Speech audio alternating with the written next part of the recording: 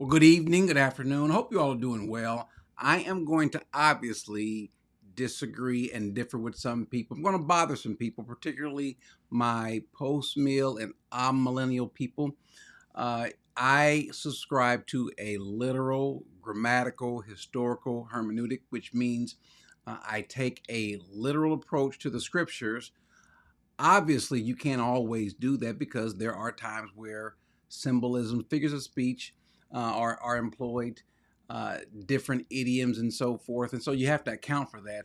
However, because I do that, there's going to be obviously a natural reading. And by the way, I believe that, matter of fact, not I believe, but I know there's a natural reading that we employ just normally. How we read any other book or magazine or so forth, we employ a natural reading. We employ a literal, grammatical, historical hermeneutics. As a matter of fact, we do that with most of the Bible. And so because of that, I think it should shape us. It should cause us really to be consistent. Whatever your hermeneutic is, it should be consistent. It shouldn't be that you read it one way in this book and then differently other. Now, obviously, there are certain books where there are a lot of figures of speech and symbolism and so forth. You think about the different poetry books, you think about Psalm and Proverbs, and then also in Revelation. And when we look at Revelation, it doesn't necessarily mean that there is nothing literal in Revelation. There's a lot of literal ways to read Revelation, even though there are figures of speech and so forth employed. As a matter of fact, a lot of what we see in Revelation is backing up what we see in prophecy elsewhere. Remember, the bulk of prophecy that we see in the Bible is not in Revelation. So when we get to Revelation, there's a good chance that a lot of what we're going to see is somewhere else. Now, there are some things that aren't other places in the Bible that are only in Revelation, specifically what we call the millennium. Now, there are those that disagree as to what the millennium is and when the millennium is and when Christ is going to return. I take a literal 1,000-year approach. You'll see the reason why. And then, speaking of the reason why, when you talk about the end times, you necessarily have to figure out what's happening, but more to the point, why. There's nothing, and I mean nothing, that God does or that he shares with us that he doesn't have a reason for. God is not like us. He just does things, well, just because I had a little time on my hand, and so I'm decided to do so. No, there is a reason behind what God is doing. And so, ladies and gentlemen, if you don't know what God is trying to do, is he is trying to reconcile, not trying, but he is going to reconcile man to himself. All of mankind? No, not all of mankind, but some, those that have placed their faith in Christ. There are two different groups of people that do so that form one people. There's one way of salvation, not two ways, but there's one. However, we see in the Bible, we see those that are Jewish, ethnic Israel, and then we see those that are not. That's really the only two classes of people. But then ultimately, in the end, the only two classes of people that matter are those that are part of the church, those his believers, and then those that are not. However, we're going to see that there are some people who are going to be a part of the church who are not yet a part of the church that God has made some promises for. In other words, we're speaking about Israel. God has made some promises to Israel. Israel has not been replaced. When we get to Jeremiah 31, he tells us that as long as we've got stars and moons, as long as we've got waves, we've got the oceans and so forth, Israel will always will never cease to be a nation before the Lord. They will be a nation before the Lord forever. And so the problem with them is they have not placed their faith in her Messiah. But what has God promised? God has promised that he will cause them to do just that. Therein lies the whole point of the tribulation, the 70 weeks, the millennial reign, and so forth. All of these different things that we're going to talk about, there's a reason for these things happening, for all of these occurrences. And so I want to go ahead and jump into it. Remember now, God is also going to obligate himself. He's not obligated to us, but God can obligate himself to himself. He can obligate himself, specifically speaking, to his promises. Remember, there are some promises that God made. And when we think about the promises that God made, we got to ask ourselves a question, especially those relating to prophecy. Up until now, and here's the question you have to ask yourself, and we'll look at some of these promises in a second as well. But up until now, every prophecy, every promise that God has made, every prophecy that we look back on, they have all been fulfilled literally. So should there be an expectation for the remaining prophecies to be fulfilled literally, or should they be filled figuratively, allegorized in a spiritual way? Well, if you're going to say so, well, then I think the onus is on the person to say that when we look at other prophecies that have not yet been fulfilled, the onus is on that person to tell us that that prophecy is going to be fulfilled in a spiritual sense, in an allegorized sense. Does that make sense?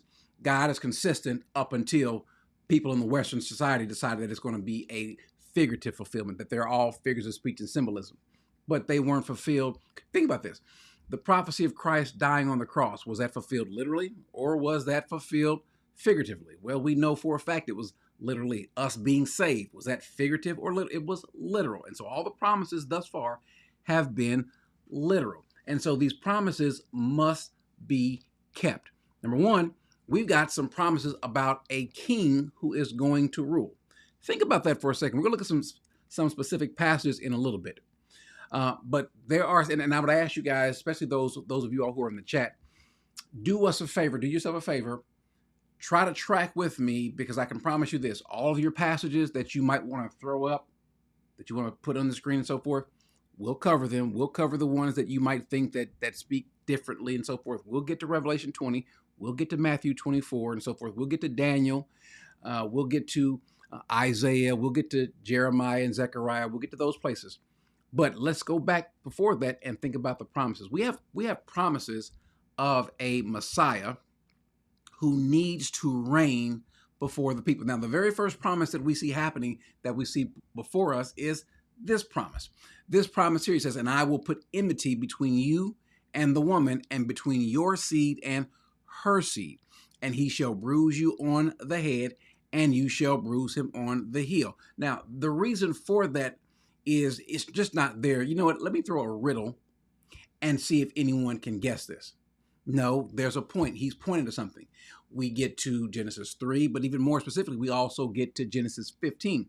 What happens in Genesis 15? Well, there's a promise made to Abraham. And I want you guys to think about this for a second. There are these promises that are made. Obviously, Jesus is going to do something with the enemy, with Satan, and then his seed being death. So the ultimate goal, the ultimate prize is Genesis 3:15. Well, is that going to be a literal fulfillment or a figurative spiritual fulfillment? It's going to be a literal fulfillment. Now, he's using figures of speech, obviously crushing his head and heel and so forth. Obviously, that is figurative speech, but there is a literal end game, which is that Satan will be destroyed, and so to his seed, which is death. But also to that, when he speaks to Abraham, he's got this promise to Abraham. Abraham is told that he is going to have what's the word? He is going to have descendants, obviously physical descendants, but he's also going to have some that are likened to him by faith as well. So now, he makes some other promises. Now, I want you to think about this for a second. Some of the promises that he makes is that in Genesis 15, he makes a promise to Abraham that Abraham is going to have, or his descendants, they are going to occupy this land. Well, here's the question. Do we take that promise that God made to Abraham as a literal promise? Well, obviously, we take that as a literal promise. It has to be a literal promise. God promised Israel to occupy this nation. The issue is, has Israel ever, and I mean ever, occupied all of the land that God promised? Well, the answer is no. Israel has never, ever occupied all of the land that God has promised in Genesis 15. Genesis 15. Also, we look at other places, Numbers 34. There's some promises that have never been fulfilled. Do we say, and think about the implications, that God is not going to fulfill all of his promises that he made? Not conditional promises, not saying if you do this, then I'll do that. We're not talking about those promises. We're talking about actual promises that he's made where he states that I will do this irrespective of you. As a matter of fact, even with regards to Israel, what does he say about Israel? And I'm building this up before we go to the scriptures. He says that he is going to do these things irrespective of Israel. As a matter of fact, he's going to punish Israel, but so that make Israel almost like a byword and a proverb, but he is going to restore Israel back to the land. He's going to give them a new heart. They'll fulfill all of these things. Why? Because Israel's so awesome? No. Because of the promise that he made, and also that he will remember the promise that he made, as well as to those that he made of Abraham, Isaac, and Jacob. Are you guys with me so far? I want to make sure you're tracking with me. These are things that shouldn't be too difficult to understand because we've covered that. Now, in Deuteronomy 30, something's happening even before they go into this land. Now, remember, he's got these promises. Because he didn't have just the land promises that he's made with Israel. By the way, there is a covenant that some would even call the Palestinian covenant. I think it's part of another covenant. I think it goes along with the Mosaic covenant, but the part of the covenant, it reiterates what he said to Abraham, and that is this land. And so in Deuteronomy 29 and Deuteronomy 30, he's speaking of this land that he's going to have them in. So look what he says in Deuteronomy 30. He says, "So it shall be when all of these things have come upon you, the blessings and the curse, which I have set before you." God is going to do these things to Israel. Look what he says. He says, "And you call them to mind in all the nations where the Lord your God has banished you. And you return to the Lord your God and obey him with all your heart. And so, according to all that I command you today and your sons, then the Lord your God will restore you from captivity and have compassion on you and gather you again."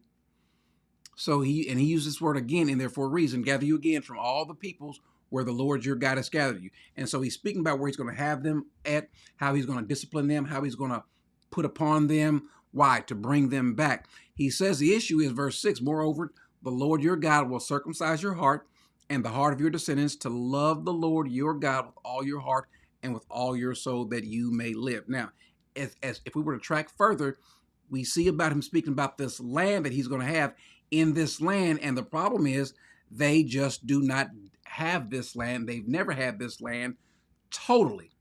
So what has God promised to do? Israel is a disobedient nation. Now think about this for a second, ladies and gentlemen. They are so disobedient. He has shown the goodness of Israel, but of himself to Israel. But what has Israel not done? Israel has not consistently obeyed. They have a problem with their heart, following the Lord. He's even given them sacrifices to show himself. And the reason why I'm saying this, I'm bringing up these sacrifices, because one of the questions are going to come up. Well, what about these animal sacrifices in the millennium? If the millennium is literal, then at some point in time, we'll see there's a millennium happening and there are sacrifices, animal sacrifices. Well, what gives if Jesus was our ultimate sacrifice? We're going to see. But going back to this, he wants to bring Israel back to him. He says he's going to bring these blessings and these curses upon Israel. Why? To bring them back. He tells them in Deuteronomy 32 later on. Notice what he says, starting in verse 16. He said, "They made him," that is God, "jealous with strange gods. With abominations they provoked him to anger." So Israel strikes the first blow against God because they decide to go after other gods that they disobey. So then what does God say in turn? Because they've made him jealous, what does he state? "They have made me jealous with what is not God.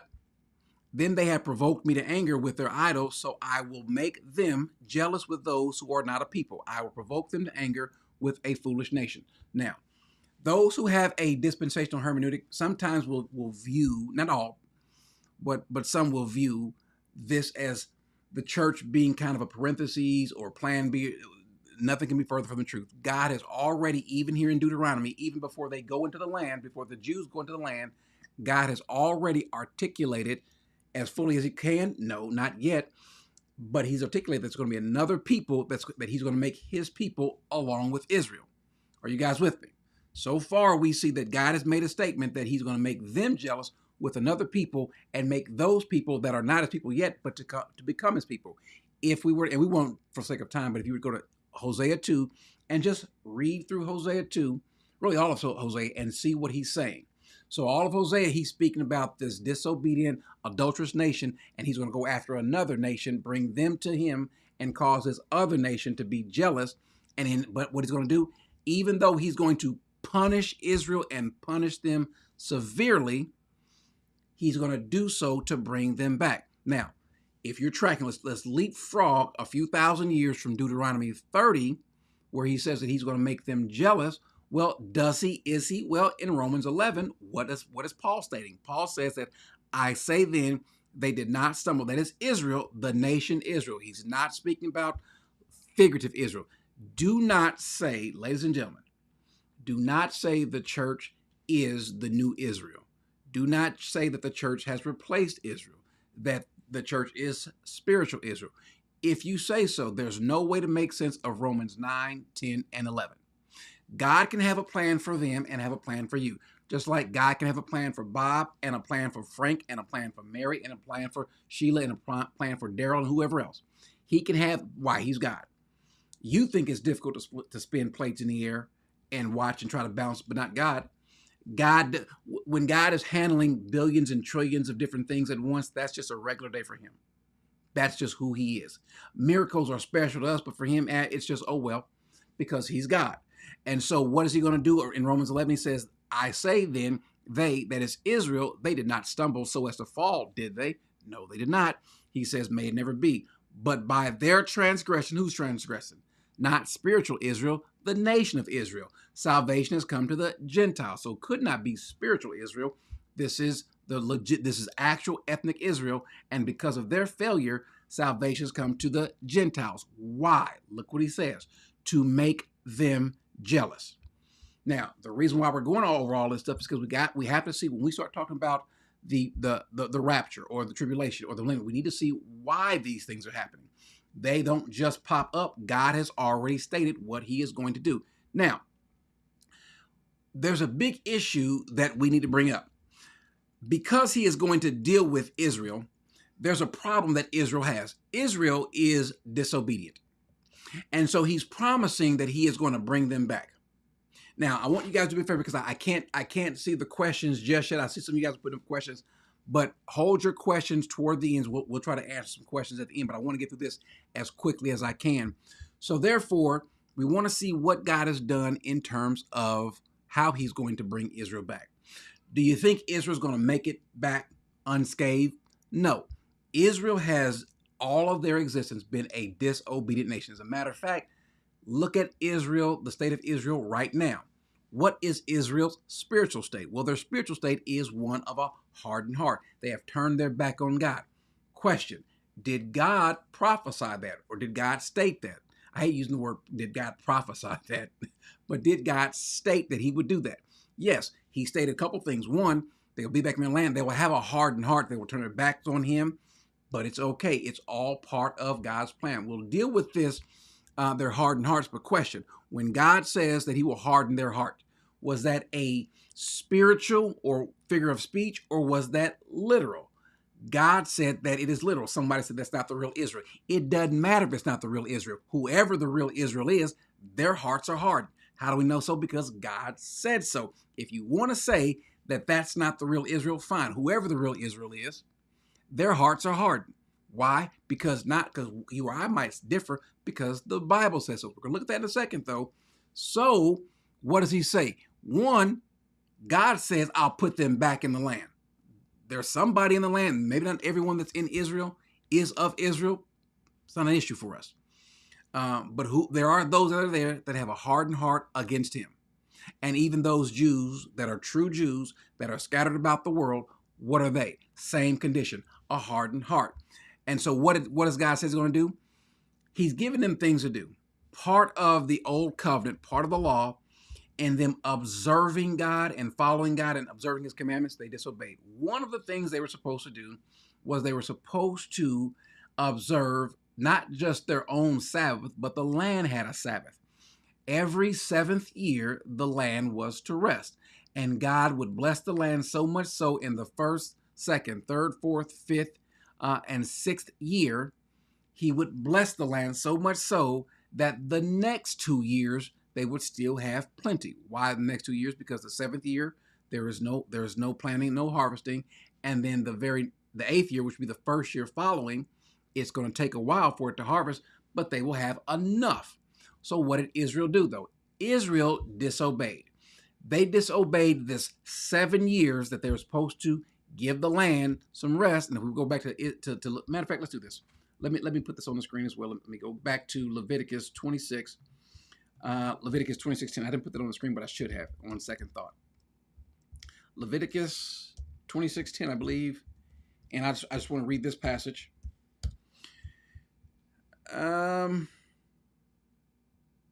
Is it 26:10? Or was it 26:4? I need to make sure. Yeah, here it is. He said, and I shall give you the rains of their season, so that the land will yield its produce, and the trees of the field will bear their fruit.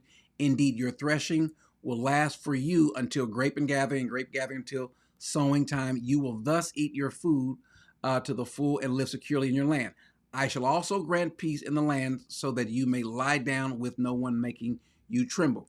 Now he said what he would do. Let me find the exact passage.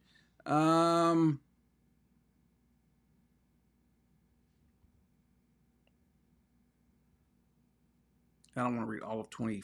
It's 25:10, 26:10. There it is. If instead you reject my statutes, and if your soul abhors my ordinances, so as not to carry out all my commandments, and so to break my covenant, I in turn will do this to you. I will appoint over you a sudden terror, consumption, and fever that will waste away the eyes and cause the soul to pine away. Also, you will sow your seed uselessly, for your enemies will eat it. I will set my face against you. You will be struck down before your enemies. Let me find the actual spot where he speaks about the land. Let me just type this in, because I think this is a vitally important part. Let me just slide further. I'm sorry, guys. Give me 1 second. It's necessary that I cover this particular passage. There it is. There it is. I was right there, and I don't know why I didn't see it. I was actually in the right spot. I just glanced over it. I'm sorry. Okay. He says, then I shall give you, wait a second, 26:4. Hold on 1 second. I'm sorry, ladies and gentlemen. I did it again. I went to the same spot, but the wrong spot.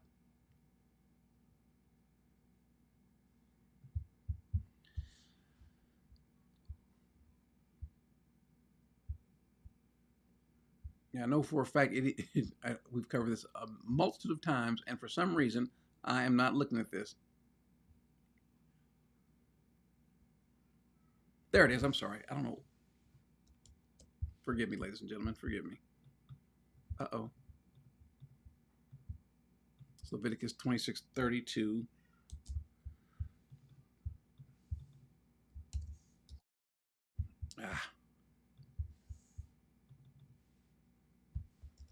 Leviticus 26. Let's start in verse 30. Then I will destroy your high places and cut down your incense altars and heap your remains on the remains of your idols, for my soul shall abhor you.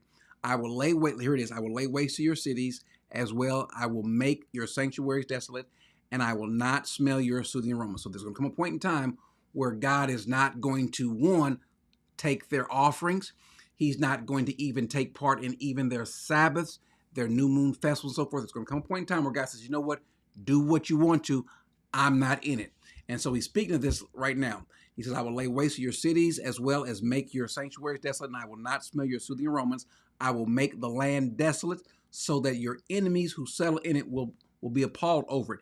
You, however, I will scatter among the nations and will draw out a sword after you as your land becomes desolate and your cities become waste. Look at verse 34. Then the land will enjoy its Sabbaths all the days of the desolation while you are in your enemy's land. Then the land will rest and enjoy its Sabbaths. The reason why I had to go over that was for a reason. How many times did Israel break this 7-year Sabbath? You all know this question, to answer this question. It took Israel violated that particular part of his law, of their covenant with him. They violated it how many times? 70 times. And there's a reason for me bringing that up. The reason why that's important, them violating this 70 times, is because God is going to deal with them with this 70 times. 70 times what? 70 times 7. Now this is all to bring Israel back.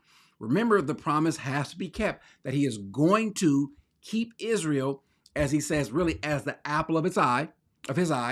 He is going to bring them back, but how is he going to do so? One, by hurting them, by punishing them. Two, by making them jealous. And in doing so, he's going to bring in other people. That's us. That's Genesis 12:3, where he says, and through you all the families of the earth shall be blessed. So we're going to see this happening. So we'll get to this 70 times 70 in just a second.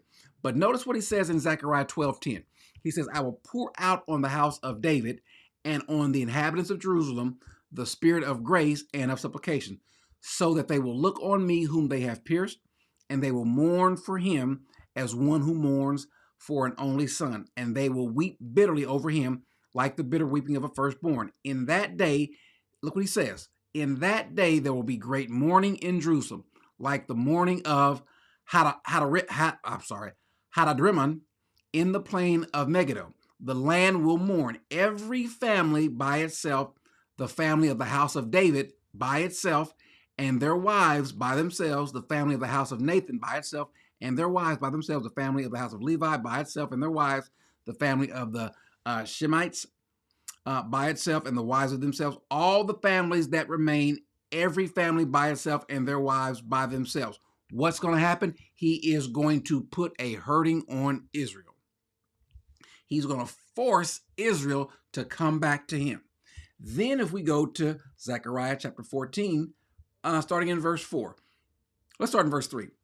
This is him speaking of when the Lord actually does come back. He says, then the Lord will go forth and fight against those nations as when he fights on a day of battle. In that day, look what's going to happen on that day when he shows back up. On that day, his feet will stand on the Mount of Olives. That is not here in America, ladies and gentlemen. That's in Israel. The Mount of Olives, which is in front of Jerusalem on the east, and the Mount of Olives will be split in its middle from east to west by a very large valley, so that half of the mountain will move toward the north and the other half towards the south. You will flee by the valley of my mountains, for the valley of the mountains will reach to Azel. Now, some might say this is probably figurative, or this is speaking maybe towards, there are those who are either partial or full preterists who believe that this is happening. This happened in Israel in 70 AD. The problem is all these things didn't happen. Jesus did not return in 70 AD. But look what happens, though. He says, you will flee by the valley. Yes, you will flee just as you fled before the earthquakes in the days of Uzziah, king of Judah.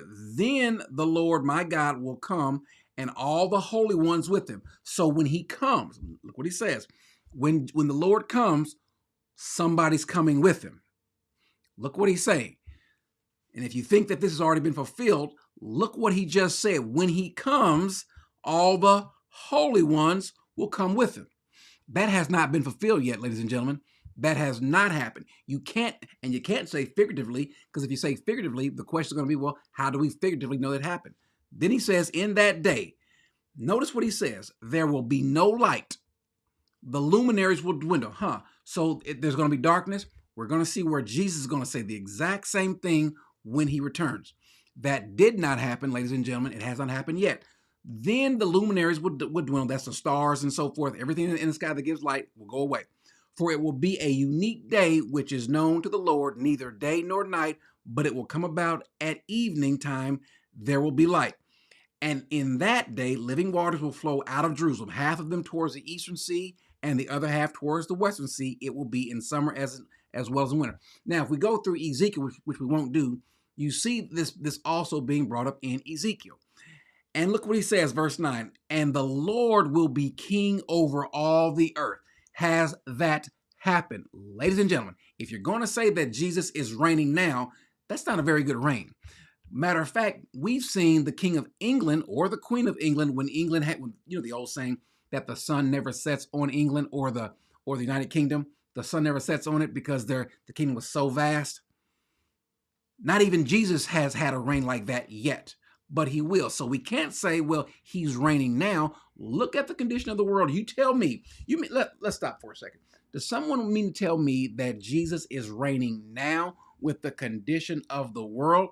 Think about it. You guys, even if you're 20, even if you're 30 or 40, you can go back to your childhood and think it was a lot better. You mean to tell me Jesus is reigning now and kids can't go out in the streets and play? Kids can't be safe? Now, were we ever completely safe? No, but it's a lot worse. But Jesus is reigning. I think what's literal, what's figurative is the figurative statement that Jesus is figuratively reigning, because it's not reigning maybe in our hearts, but not in this world. And that's not what he's speaking of. Look what he says. He says, and the Lord will be king over all the earth, all of the earth. And in that day, the Lord will be the only one, and his name the only one. Look what's being stated, ladies and gentlemen. He in that day will be the only one. There won't be him reigning, but then we've got the president of the United States. We've got Xi Jinping. We've got Vladimir Putin. We've got all these other leaders that are also reigning. No, he says he will be the only one. Why? What's he getting to? Well, because Israel, you've messed up, but it's okay. I knew you would mess up, which is why he states what he states in Genesis 3, as well as Genesis 49. What does the Lord say through Jacob in Genesis 49, 10 and 11? He says, the scepter shall not depart from Judah. Who has a scepter? Well, he's speaking obviously of the king. And then in 2 Samuel, there's this Davidic covenant that speaks about this king that's going to reign. And he is going to reign on the throne. How long? Forever. In the throne in Israel, not in heaven. Again, God can speak for himself. He didn't have to use language to where we have to try to figure out what in the world does he mean by that. What does he say? I got you, Chess. What does he mean by that? No, he means what he means. Again, and this is what I think happens sometimes, ladies and gentlemen. I think that sometimes we want to help God out. We want to help God out and make this fit. Remember, there was a time where, and by the way, the reason why we even have the idea that there is a spiritual Israel, there is a good reason why we think that the church replaced Israel and became the new Israel or the spiritual Israel. The reason why we thought that, because human beings, maybe they were well-intentioned human beings, thought that we need to help God out. God has stated that Israel will reign in the land and that Israel will be this beacon of light and so forth. But we don't even have a nation of Israel. That is from some of you people that are a lot older than I am. Those of you who were born prior to 1948, those in the 19th century, in the 18th and 17th. For how long did we have no nation of Israel on the planet? A long time. But then God told us, showed us, I don't need you to help me out. I am God. I'm not a man that I should lie. So if I say Israel will be back in that land, I meant Israel, not you, fake Israel, but the Israel. They will be back in that land. What do we have? Israel back. So you don't have, somebody said, no one here is older than you, Corey. We don't need someone to make up something to help God out. There is no need for that. If God said that, you mean to tell me you serve a God who can't do it exactly like he says? I want you to think about it, because all that means whatever promise you think you have from him, don't worry about it being fulfilled completely and literally. No, there's going to be some sort of way where he will just, because you don't deserve it, he'll kind of make it fit. Well, God didn't have to tweak his words like we do. No, he means what he means. He says what he means and means what he says. And so he says what he's going to do, and he's going to do so because Israel's hard-hearted. But this is his way of bringing in other nations, using Israel as an example to show that mankind cannot do it on their own apart from him. He has to be with them either on the outside as a force or inwardly pushing us. So he makes a statement about Israel in Jeremiah 30. And I want you to listen to this statement that he makes in Jeremiah 30. Where do I want to start? Do I want to start in verse 1? Yeah, why not? The word came to Jeremiah from the Lord, saying, thus the Lord, the God of Israel, write all the words which I have spoken to you in a book. For behold, days are coming, declares the Lord, when I will restore the fortunes of my people Israel. Now, is that literal or is that figurative? I think it's literal. He says, when I will restore the fortunes of my people Israel and Judah. The Lord says, I will also bring them back to the land. Is that a physical bringing back, or is that a literal, or is that figurative? I think that's literal. I will bring them back to the land that I gave to their forefathers, and they shall possess it. Now, stop for a second. If he's going to bring them back to the land, and he says the land which he gave to his forefathers, did their forefathers ever possess all that God gave? No. So he's got to fulfill that. He has to fulfill all of that, or else we can't trust him. I think we can trust God's word. I think we can trust every word. And if we can't trust that small thing, it's a small detail, then how can we trust our salvation? We can't. But we can because we can trust that he's going to do everything that he says. Now, look what he says. The Lord says, I will bring them back to the land that I gave their forefathers. Hold on one second. To their forefathers. Now, these are the words which the Lord spoke concerning Israel and concerning Judah. Now, who is this spoken towards? This is important, ladies and gentlemen. Is he speaking to Israel, Judah, and all of us? Or is he speaking to just Israel and Judah? He's speaking to Israel and Judah. Verse 5, for thus says the Lord, I have heard a sound of terror, of dread, and there is no peace. Ask now and see if a male can give birth. Why do I see every man with his hands on his loins, as a woman in childbirth, in other words, bowed over, bent over in pain? And why have all the faces turned pale? Alas, for that day is great. So even in the Hebrew, Hayom, this is speaking of a specific day or a specific time. So in the Hebrew, Yom or Hemera can refer to a specific day or can speak of a specific time. So in that great day or those days, that time, and it's definite, so it's a particular time or particular day, he says there is none like it. And it is a time of Jacob's distress, or you might call it Jacob's trouble. But he will be saved from it. Who will be saved from it? Israel. Israel will be saved from it. It shall come about on that day, declares the Lord of hosts, that I will break his yoke from off their necks and will tear off their bonds, and strangers will no longer make them their slaves. But they shall serve the Lord their God and David their king, whom I will raise up for them. Guys, listen to what's spoken of. I know I'm catching glances of it as I'm looking in it, and I'll try to get to some of your comments and questions. But folks say, well, what about this passage, that passage? What about this passage? What about that passage? And I'm trying to caution you guys. What about this passage? What about that passage? What about that passage? We'll get there. But first off, what about these passages? Don't do what the basic exegete would do. Don't do what the child would do in Sunday school class. You guys are smart Christians. You guys are the next best thing to a seminarian. So you don't just deal with the passage you want to, but deal with these other passages. What about these passages? When God says he's going to do it, by the way, there's no way you can even fit us in these passages. You can't fit him saying that he's going to put us back into the land as Gentiles. You can't put that in there. You can't speak of a figurative Jerusalem. You can't speak of a figurative Israel in light of what he's stating, what he's going to do. Now, let's continue. So he said he's going to do this. This distress is going to come upon Israel. Now, he's got some good news for Israel as it's going to happen. He says, behold, days are coming, declares the Lord, when I will make a new covenant with the house of Israel and the house of Judah, not like the covenant that I made with their fathers in the day that I took them by the hand to bring them out of the land. Did he take them out of a figurative land or a literal land? Did he take them out? Are we speaking of figurative fathers or literal fathers? All of this is literal, but this is the covenant which I will make with the house of Israel after those days, declares the Lord.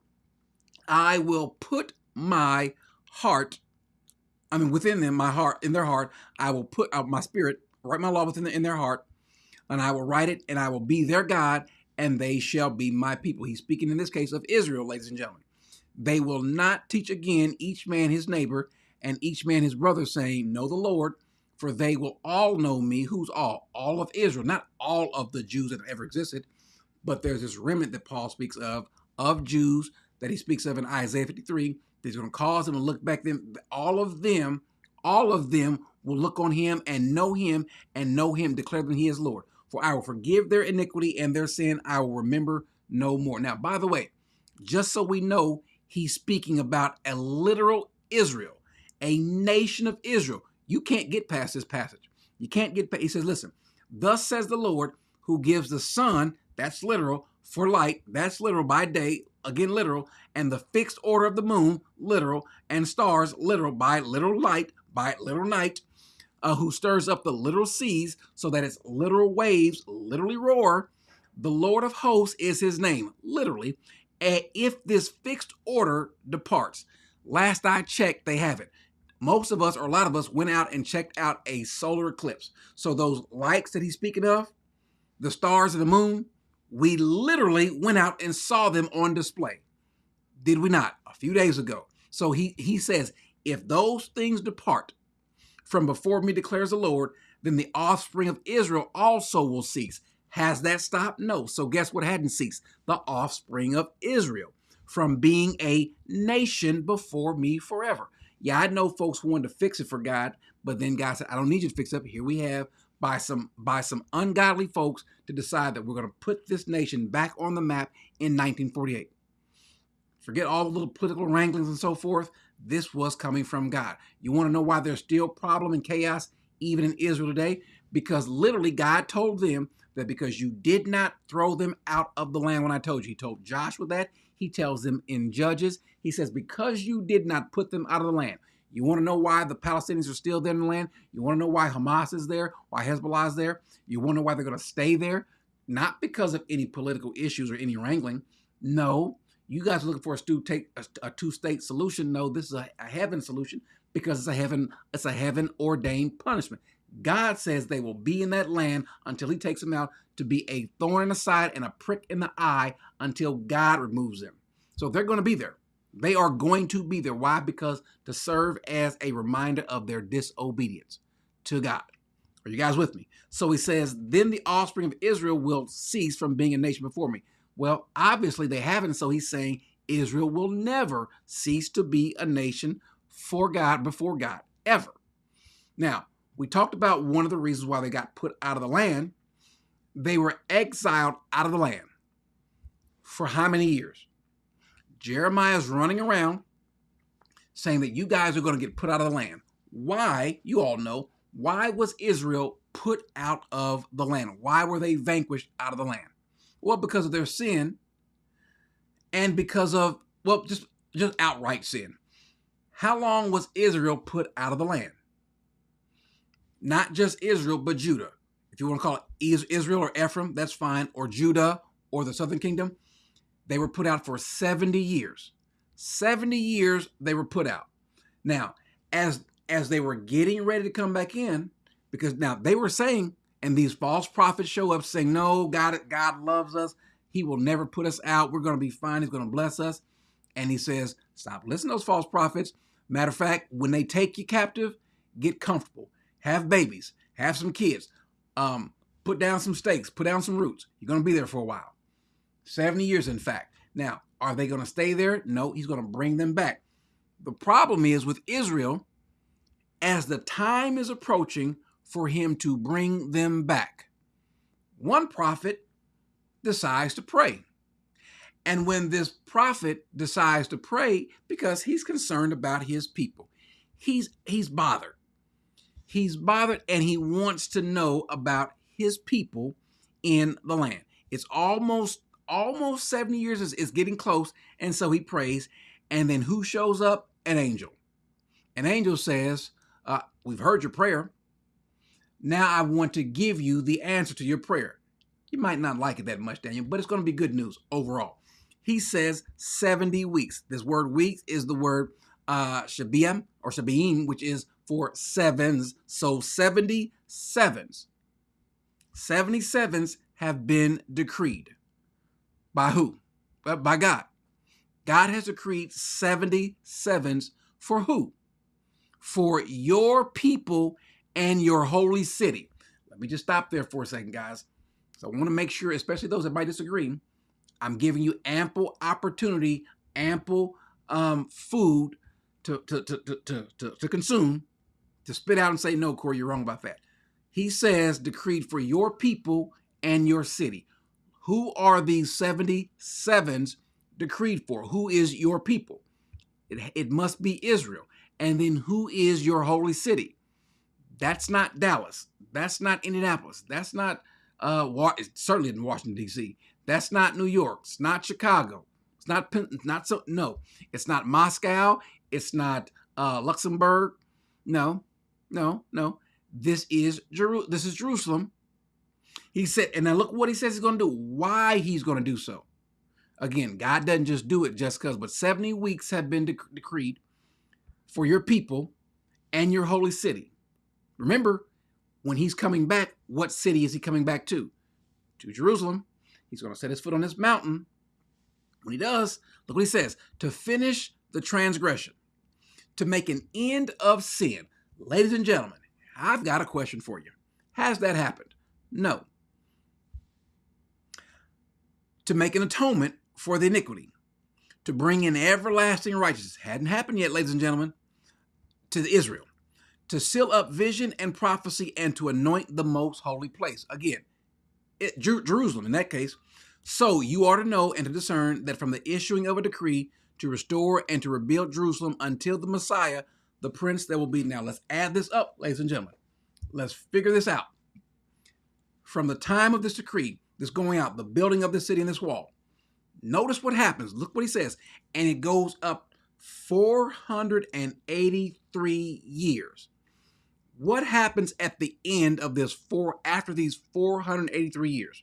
Do y'all remember what happens at the end? We're going to count this, but what happens at the end of this 483 years? Y'all remember?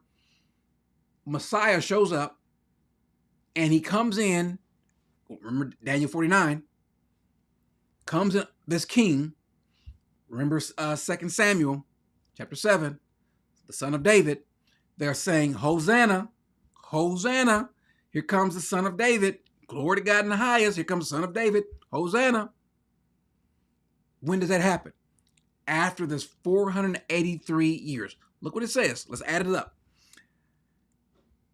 There will be 7 weeks or 7 sevens. What's 7 times 7? That's 49.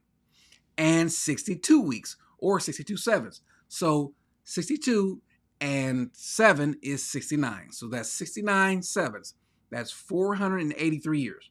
I couldn't add that up, but I know 7 times 7. So 7 times 70 is 490. So minus 7, that's 483. That's my math. That's the genius of my math. Because I can't add or multiply 69 times 7. I can't do it. That's just above my head. Anyway, look what it says though. Messiah the Prince, there will be 7 sevens and then 62 sevens. It will be built again with plaza and moat, which did happen, even in times of distress, which did happen. Now, this part right here, do y'all see the part that's underlined? Then after. Now, here's the point. Someone's going to say that then after, this 70 weeks are 70 consecutive weeks. They are not. They are not. Why? Because this word, how it's written right here, Hua Acheri, which is, there's a point, then after. So then after what? After the 69. So 7 times 69, or 70 times 69, 483 years. Then after that, what's going to happen after those 483 years? Messiah will be cut off, have nothing. And the people of the prince who is to come will destroy the city and sanctuary. So a lot of things are going to happen after that 69th week. One, Messiah is going to come in. He's going to be cut off, meaning he's going to be killed. He's going to be crucified. Oh, by the way, the city is going to be destroyed as well. All of this is going to happen after the 69th week. So anyone looking for 70 AD, well, that's also contemplated here as well. Then he says, and its end will come with the flood. Even to the end, there will be war. Desolations are determined. And he will make a firm. Now, look, now, here's that last week. And this is important. I know we're working on getting towards the end time, but we have to build up there. And he will make a firm covenant with the many when? For 1 week. How many weeks are left? 1 more week, or 1 more 7. When you see week, think sevens. one more 7, one more week is left. What's going to happen in this 1 week? Look at verse 27. And he will make a firm covenant. This man is going to make a firm covenant with the many for 1 week. But in the middle of the week, he will put a stop to sacrifice and grain offerings, and on the wing of abominations will come the one who will make desolate. Now, let's stop for a second. Someone might want to say, well, that must have been 70 AD in Nero. It couldn't be. 70 AD is past 490 years. There is no 7-year time frame that these things could have happened in. So unless God's calculator in heaven is off, it couldn't have included 70 AD. I understand folks want to include that, but it doesn't fit with Scripture. It could not be 70 AD, not even fully or partially. The only part that 70 AD plays in this, or the destruction of the temple and so forth, was that it took place after the 69th week. But during that last week, notice what he says, there's a covenant that's going to be made, and that covenant is going to be broken in the middle of the week, of the 7. So what's the middle of 7, ladies and gentlemen? And again, this isn't smart mathematicians, we're just smart Christians. 7 divided by 2 is 3.5. 3.5. So what's going to happen in the middle of that? Because he says in the middle of the 7, something's going to happen. So let's go to Daniel chapter, where do I want to start? Let's start in verse 1.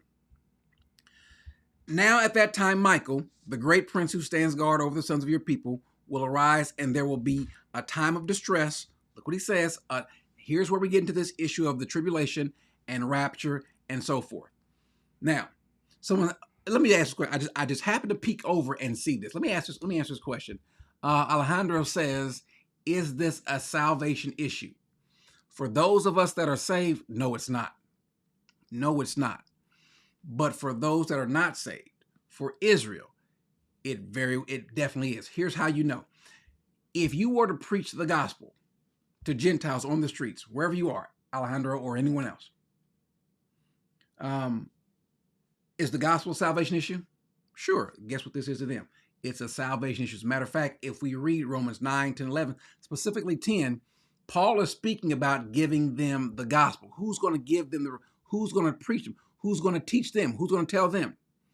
Who's the them? The Jews. So for them, it does become one, because when they go through all of this, that's when they're going to look back and they're going to say, you know what? Yeah, that's the Messiah. What does Isaiah 53 say? If we go back, we're not going to do it today, but if you go back and read Isaiah 53, notice the past tense verbs that he's saying in Isaiah 53, speaking about Israel. Wait a second. Isaiah 53 was spoken before Jesus was crucified. So why would you use past tense verbs? Because Israel is not going to say that yet. They will, and when they will, that's the point, the purpose of the past tense verb. He was bruised for our transgression. The chastisement of our peace was laid upon him. Are you with me? So there we go. So now let's go back to Daniel 12. He says, and there will be a time of distress, such as never occurred since there was a nation until that time. And at that time, your people, everyone who is found written in the book, will be rescued. So when this is happening, if their names, whoever's name is in the book, they're going to be rescued. The folks whose names are not, they will not be. Many of those who sleep in the dust of the ground will awake. Many of those people who, now we're getting to the end time stuff. Many of those people who sleep in the ground, in other words, the dead, who sleep in the ground, they will awake. These to everlasting life, but others to disgrace and everlasting contempt. Those who have insight will shine brightly like the brightness of the expanses of heaven, and those who lead the many to righteousness like the stars forever and ever. But as for you, Daniel, conceal these words and seal up the book until the end of time. Many will go back and forth, and knowledge will increase. I think that's true. Certainly we're seeing that. Then I, Daniel, looked, and behold, 2 others were standing, one on this bank of the river and the other on that bank of the river. And one said to the man, other man, basically, dressed in linen, who was above the waters of the river, How long will it be until the end of these wonders? He gives them a time. How long will it be? Verse 7, I heard the man dressed in linen who was above the waters of the river as he raised his right hand and his left toward heaven and swore by him, that is to God, who lives forever, that it would be a time, times, and half a time. So a year, 2 years, and half a time. That's 3.5 years. And as soon as they finish shattering the power of the holy people, all these events will be completed. So in the very middle of this last seven, there is going to be this 3.5 year period where it's going to be literally almost like all hell breaking loose. At the very end of that, we're through. Now, remember what Star says. This covenant is made with this man. We'll talk about him in just a little bit, with this man. And halfway through, the covenant is broken. And he is going to do some things to Israel. Remember, God is also going to cause, like he has now, cause all the nations to hate Israel. By the way, that was not in 70 AD. All the nations did not hate Israel in 70 AD. Why? Because Israel was not a sovereign nation in 70 AD. And all the nations did not hate Rome. Rome didn't hate Rome. So let's continue. As for me, I heard but could not understand. So I said, my Lord, what will be the outcome of these events? He says, go your way, Daniel, for these words are concealed and sealed up until the time. Many will be purged, purified and refined, but the wicked will act wickedly, and none of the wicked will understand it. But those who have insights will understand. In other words, it's going to come a point in time where they're going to get it. He says, from the time that the regular sacrifice, listen to what he says, ladies and gentlemen, from the time that the regular sacrifice is abolished and the abomination of desolation is set up, there will be 1,290 days. How blessed is he who keeps waiting and attains 1,335 days. But as for you, go your way to the end, then you will enter into the rest and rise again for your allotted portion at the end of the age. So he's clearly speaking of the end of time. He says the end of age. And he gives 3.5 years. Now, the reason why that is important about those 3.5 years, I want to pull up something. I want to deal with this. Now let's go to Matthew. Well, before we go to Matthew, let's go to Mark and Luke first. Going to Mark and Luke, let's start in Mark 13:30. Yeah, 13:30.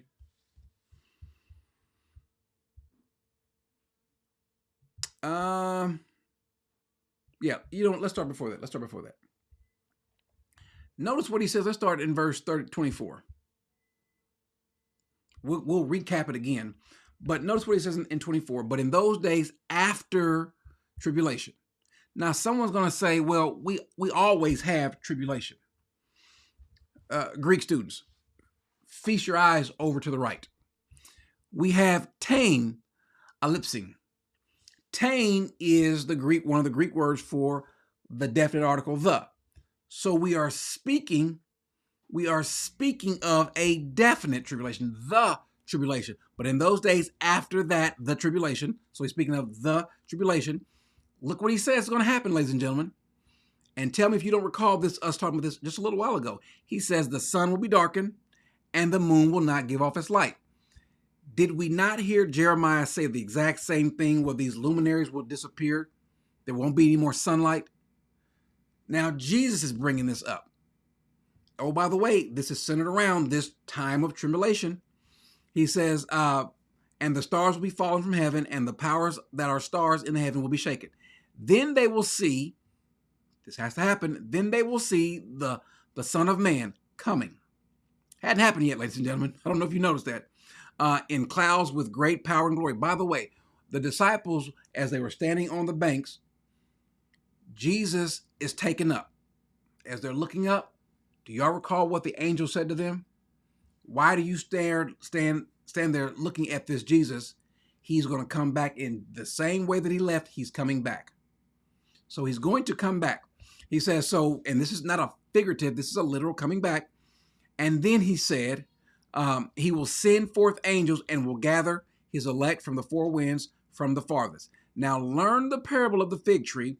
When its branches has already become tender and put forth its leaves, you know summer is near. Even so, you too, when you see these things, happening, recognize that he is near, right at the door.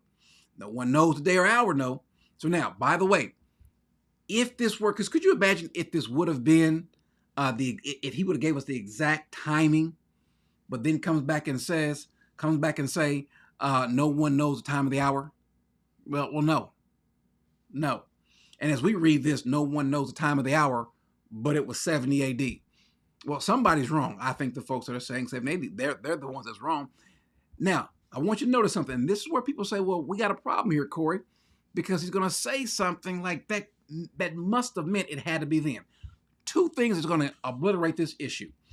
Truly, I say to you, this generation, I think we've got a problem. We don't.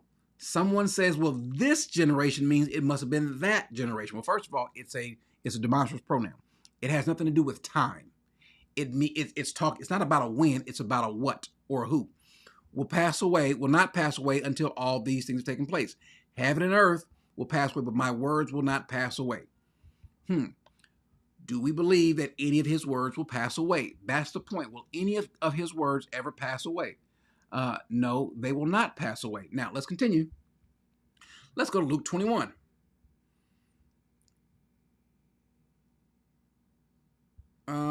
Do I want to read this?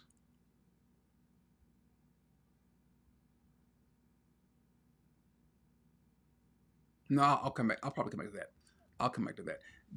There will be signs in the sun and moons and stars on the earth. So this is Luke 21 saying the same thing. Then they will see the Son of Man, verse 27, coming in a cloud with power and great glory. Now, all of this is happening. Do y'all know who Jesus is saying this to? Does anyone have any idea who Jesus is saying this to? He's not saying this to who you think he's saying it to. Who is the audience that Jesus is speaking to at this point, at this moment? Does anyone know that? And I want to give you guys an opportunity in the chats to see if any of you all know the audience that he's speaking to. He's speaking to 4 people. Just 4. Just 4 people. He's not speaking to all the disciples. He didn't have the Jews around him. He didn't have the audience around him. Just 4 disciples. And look what he says. Let's start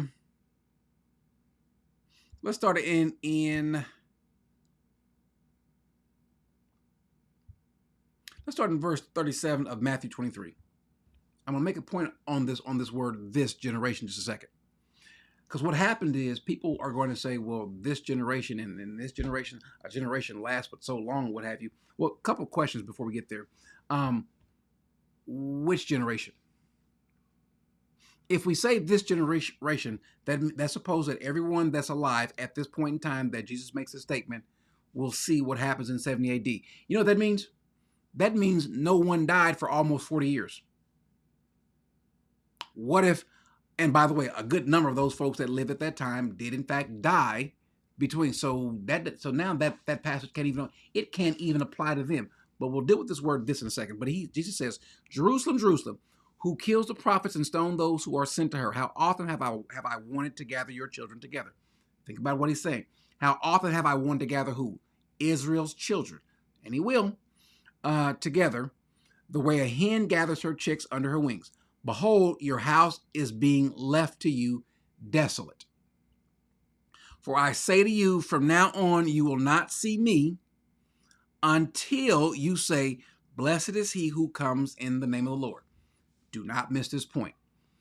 Israel will not see him until when? Until Israel says, blessed is he who comes in the name of the Lord. I've got to ask you guys a question. It's not a difficult question, not a trick question. Has Israel said, blessed is he who comes in the name of the Lord? The question is, no. Israel has not ever, as a nation, says, blessed is he who comes in the name of the Lord. That's important because I want to go down all the things that Jesus says must take place. Jesus came out of the temple and was going away when his disciples came to him and pointed out to the temple, says, hey, they said to him, he said to them, do you see not all these things? Truly I say to you, not one stone here will be left upon another, which will not be torn down. As he was sitting on the Mount of Olives, the disciples came to him privately, those 4 disciples, saying, tell us, when will these things happen, and what will be the sign of your coming and of the end of the age? Now, he just got through telling us, as we went back in the Old Testament, about the end of the age. James, John, Andrew, and Peter. Yes, Peter, James, and John, Andrew. Verse 4. Jesus answered and said to them, see to it that no one misleads you, for many will come in my name, and saying, I am the Christ, and will mislead you, will mislead many. You will be hearing of wars and rumors of war. See that you are not frightened, for those things must take place. But that is not yet the end, for nation will rise against nation. Listen to this, guys. Let's see if this has happened. Nations rising against nation. Especially and particularly has that happened at that point in time. For nation will rise against nation and kingdom against kingdom, and in various places there will be famines and earthquakes. But all these things are merely the beginning of birth pangs. Then they will deliver you to tribulation and will kill you, and you will be hated by all nations because of my name. That did not happen in 70 AD, ladies and gentlemen. At that time, many will fall away and will betray one another and hate one another. We didn't have a great falling away from the gospel then. Now, we're seeing it now. We're seeing it now. Many false prophets will arise and will mislead many, because lawlessness is increased. By the way, did we see false prophets arising, let's even say prior to 70 AD, in Jesus' name? Not just false prophets, but in Jesus' name. No, we didn't. No. Because lawlessness is increased, most people's love will grow cold. That's happening now. But the one who endures to the end, he will be saved. The gospel of the kingdom shall be preached in the whole world as a testimony to all nations. Then the end will come. That certainly didn't happen in 70. Therefore, when you see the abomination of desolation, listen to this point right here, ladies and gentlemen. Therefore, when you see the abomination of desolation, which was spoken through Daniel the prophet, standing in the holy place, let the reader hear. Then those who are in Judea must flee the mountains. Now, we talked about this. This abomination of desolations, this is what Jesus is giving off as these signs and what's going to occur at that time. That hadn't happened yet, ladies and gentlemen. This 7-year period, specifically this 3.5-year period, didn't happen. There was no agreement made with anyone in Israel that was broken off. So that has not happened just yet. Yes, and which we're speaking of the lawless man, the Antichrist, has not happened. Then those who are in Judea must flee to the mountaintop. Whoever's on the housetop must not go down to get the things out that are in the housetop. Whoever's in the field must not turn back. But woe to those who are pregnant. Verse 20. But pray that your flight will not be in winter or on the Sabbath. For then there will be, look what he says, a great tribulation. There will be, now he's speaking of a specific tribulation. There will be a great tribulation, not just generic, not just tribulation. We all will have tribulation in our life. But then there will be a great tribulation. Notice how it describes it, such as has not occurred since the beginning of the world until now, nor ever will. Have we seen any? So if someone were to say 70 AD, we have seen worse than 70 AD. I know 70 AD might have been bad, but specifically to the Jews, I promise you the Holocaust was far worse for them, for Israel, for the Jews, than this. Verse 22, unless those days, now look what he says, unless those days had been cut short, no life would have been saved. That hasn't happened yet. That just hasn't happened yet, where it was so bad that the day has to end or everybody will be cut off. No life. That hadn't happened yet. But for the sake of the elect, those days will be cut short. Has not happened yet, but it will. Then if anyone says you, behold, here is a Christ, or there he is, do not believe him, for false Christs and false prophets will arise. And they will show great signs and wonders so as to mislead, even if possible, even the elect. Now I'm telling you this in advance. So if they say to you, behold, he is in the wilderness, do not go. Behold, he's in the inner rooms, do not believe them. For just as, look what he says, for just as lightning comes from the east and flashes even to the west, so will the coming of the Son of Man be. Wherever the corpse is, there the vulture will gather. Here it is. But immediately after those days, ladies and gentlemen, he's going down a list of events that have not happened. But immediately after the tribulation of those days, there it is again, the sun will be darkened, and the moon will not give its light, but the stars will fall, and the sky from the powers of the heaven will be shaken. Hasn't happened yet, ladies and gentlemen. And I want you all to, I understand, and for some reason, I don't know why, this topic gets testy for people. Some people don't get as excited about their own salvation, but about the end times, it's as though that their very lives are dependent on it. For some folks, it might be. But if you just listen to what I'm going through things, and I'll get to where you might, Corey, I disagree. But so far, I'm going through the points that you either agree with or disagree. And so I'm just asking you just to pay attention, especially for you guys that are in chats. But immediately after the tribulation, how we take that differently than literally, I don't know.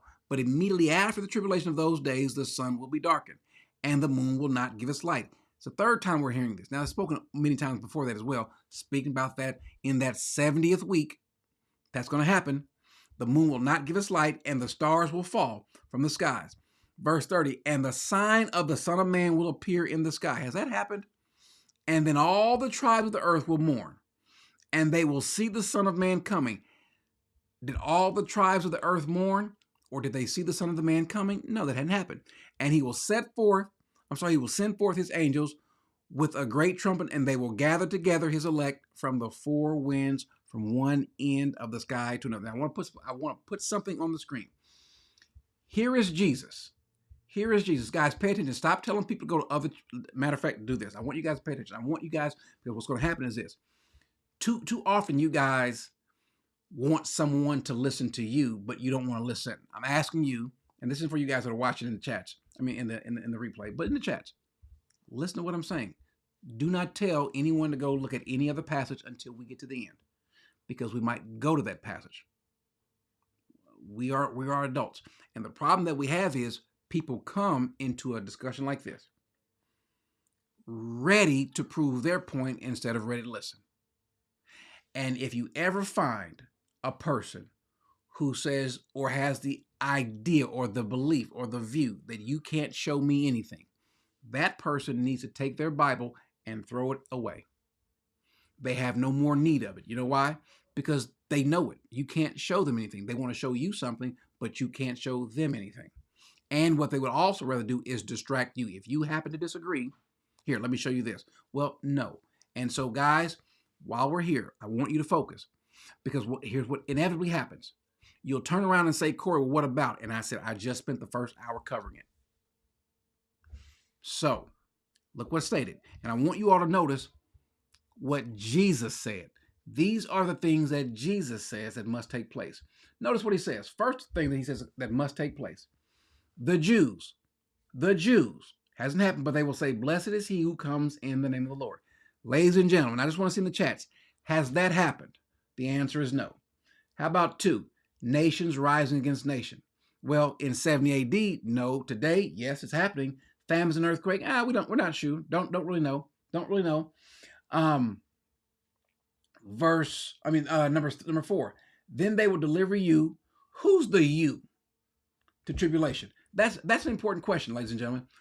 They say they will deliver you. Who is the you? Now remember, when he says that, he's only talking to 4 people. He's only talking to 4 people: Peter, James, and John. Here's a question, especially about this generation, and they will deliver you. If he's talking to Peter, James, and John, does that include John? John didn't die at this point in time. And were these 4 delivered? There might be a case for you to make that, but I'm just throwing it out there. 5, a great falling away from the faith, not having faith. Ladies and gentlemen, in, let's say, 70 AD, for example. Was there a great falling away from the faith in 70 AD? The clear answer is no. There was a growth of the faith. This was a new faith. They were attacking a new religion, so to speak, but it kept growing even in spite of their persecution. You could burn them. You can feed them to the lions. You can quarter and hind. You can You can quarter them, whatever you call it. You do all those different things, and still it grew. We're talking about real faith. Then we look and see verse 6. This gospel will be preached to the whole world. Has the gospel at that point in time especially been preached to the whole world? No. It's being preached this way. A great tribulation like never seen or will be seen. Has the sun been darkened or the moon ever failed to give off its light at that point in time? No, it did not. Don't forget now, these last 2 points, points 9 and points 10. These are vitally important. Points 9 and 10, ladies and gentlemen. Look what it says, 9. The Son of Man is going to return. That settles 70 AD because the Son of Man didn't return. And if you want to be figurative, well, he returned in glory. He returned in heaven. You know what that is? That is Jehovah's Witness speech. That is Jehovah's Witness speech. That's also Seventh-day Adventist speech. That is not true. Then lastly, he says he will gather his people, his elect people. Has the Lord gathered his elect people yet? Hadn't happened yet, has it? So if you're going to make your doctrine work, all of this has to fit in there. All of this has to fit in there. Amen? So that part must be clear. Now, someone said, what about, he says that these things won't happen until this generation. Does this generation refer to that specific generation, or is he referring to what has to happen and when it happens with that generation? How do I know? Because that's what he's saying. We see this spoken of before. Let's go to, how about Matthew? Same person. Matthew 15. He says, this people, same word this people honors me with their lips, but their heart is far away from me. Question, is Jesus speaking of just those people there? This is a simple question. Since this has to refer to just them specifically, solely. Is Jesus speaking to them solely? Let me put it back on the screen. He says, this people honor me with their lips, but their heart is far from me. No. How do we know he's not speaking of just them specifically, them exclusively, them solely? Because he's not, this is a quote. This is an Old Testament quote from Isaiah. So he's not just speaking about them, he's speaking of a specific kind. And when he says this generation, by the way, what does Genea mean? It means a kind. That's what the word means. So these things are going to happen when this kind, or these folks are going to see this when these things are happening.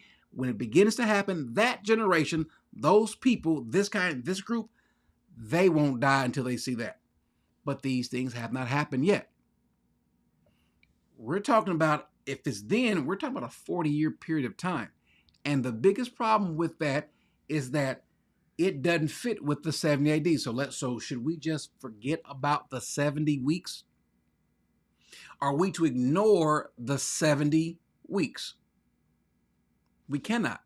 This comes from God's mouth. So we can't get past the 70 weeks. And he says, when are these things going to happen? He says, it's as he refers back to, and he will make a firm covenant and the many for 1 week.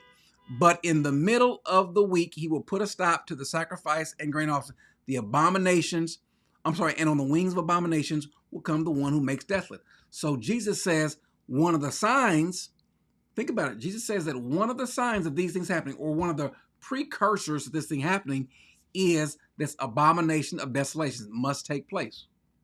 So this abomination of desolation must take place. Ladies and gentlemen, that has not happened.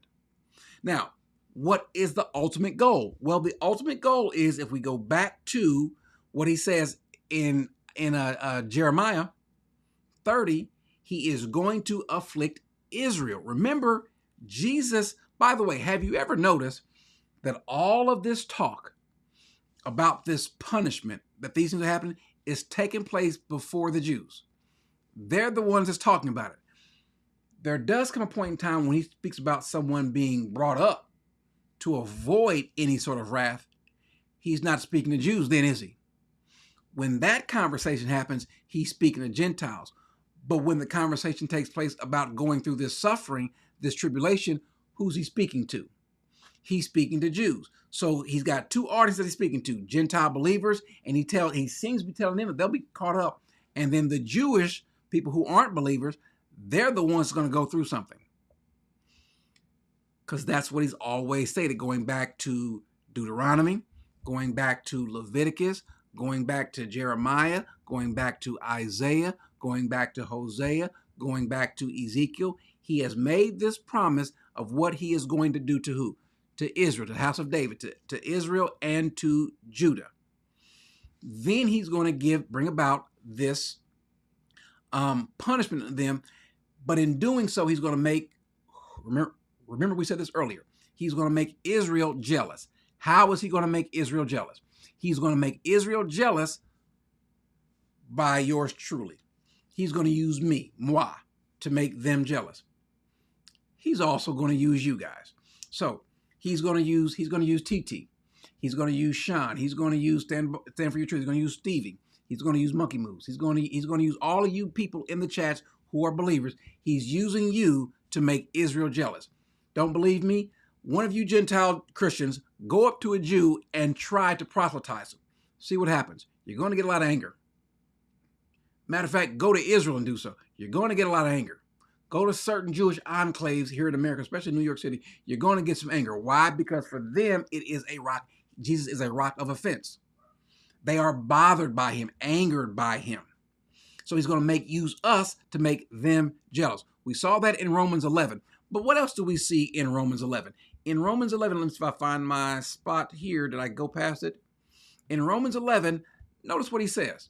He says, "For if you were cut off by what is nature, if you were cut off from what is by nature a wild olive tree, and were grafted contrary to the nature into a cultivated olive tree, how much more will these who are natural branches, that are Jews, who are natural branches, be grafted into their own olive tree?" Look what he says. "For I do not want you," that is you Gentile believers, "to be uninformed of this mystery, so that you will not be wise in your own estimation." Look what he says, that a partial hardening has happened to who? I have it highlighted for a reason. Takes the guessing game out of it. Yeah, ask Ben Shapiro. A partial hardening has come to who? To Israel. Ladies and gentlemen, I'll just remove it off the screen for a second. How long will the partial hardening be there?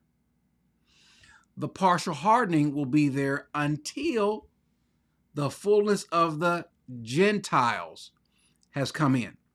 So when he's through dealing with us, he turns his attention to Israel. Right now, Israel has a hardened heart. Who gave Israel the hardened heart? God did. Why? For the benefit of us. As he says, branches were broken off so that we, us Gentile believers, can be grafted in.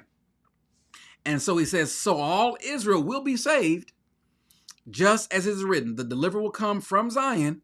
He will remove ungodliness from Jacob. Remember, they have to go through this trouble, this time of distress. But this is my covenant with them when I take away their sins. What's going to happen in the 70 weeks? What are the things he's going to do in the 70 weeks? In the 70 weeks, what does he say he's going to do? He's going to deal with their iniquities and remember them no more. Now, there's a concern, though. People die. The concern is what's going to happen when this time comes. When this time of distress, when this time of tribulation shows up. I believe, those who disagree, I'm not stating what you believe. I'm stating what I believe and why I believe. What I believe is there is going to be this rapturing, this bringing up. Why? Because nowhere in the Bible do we see God stating that he is going to treat the righteous the same way he will the unrighteous. Even if the unrighteous is going to be, if he's reserved some unrighteous to become eventually righteous, like Israel. Nowhere do we, as a matter of fact, if we go through our Bible studies, as we've been making it through, from Genesis, now we are in 2 Kings, we don't see the righteous being treated or allotted with the unrighteous.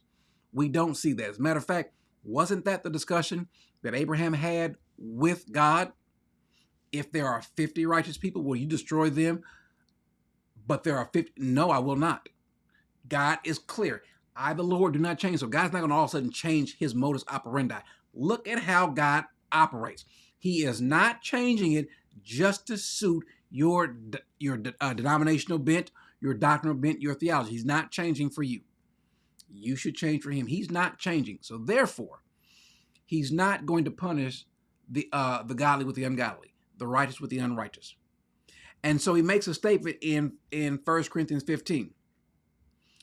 And this is going what we're talking about. He says, now I say this then, brethren, that flesh and blood cannot inherit the kingdom of God, nor does the perishable inherit the imperishable. Behold, I tell you a mystery. We will not all sleep. Not all of you are going to die.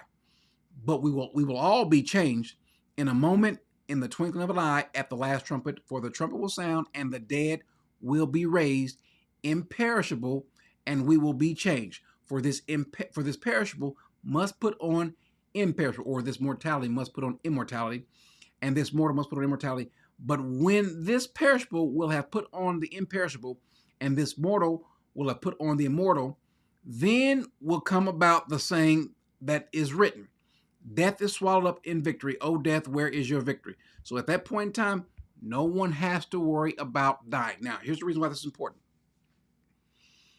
The people, now see if I can prove this. These people are going to be raised, caught up during this rapture.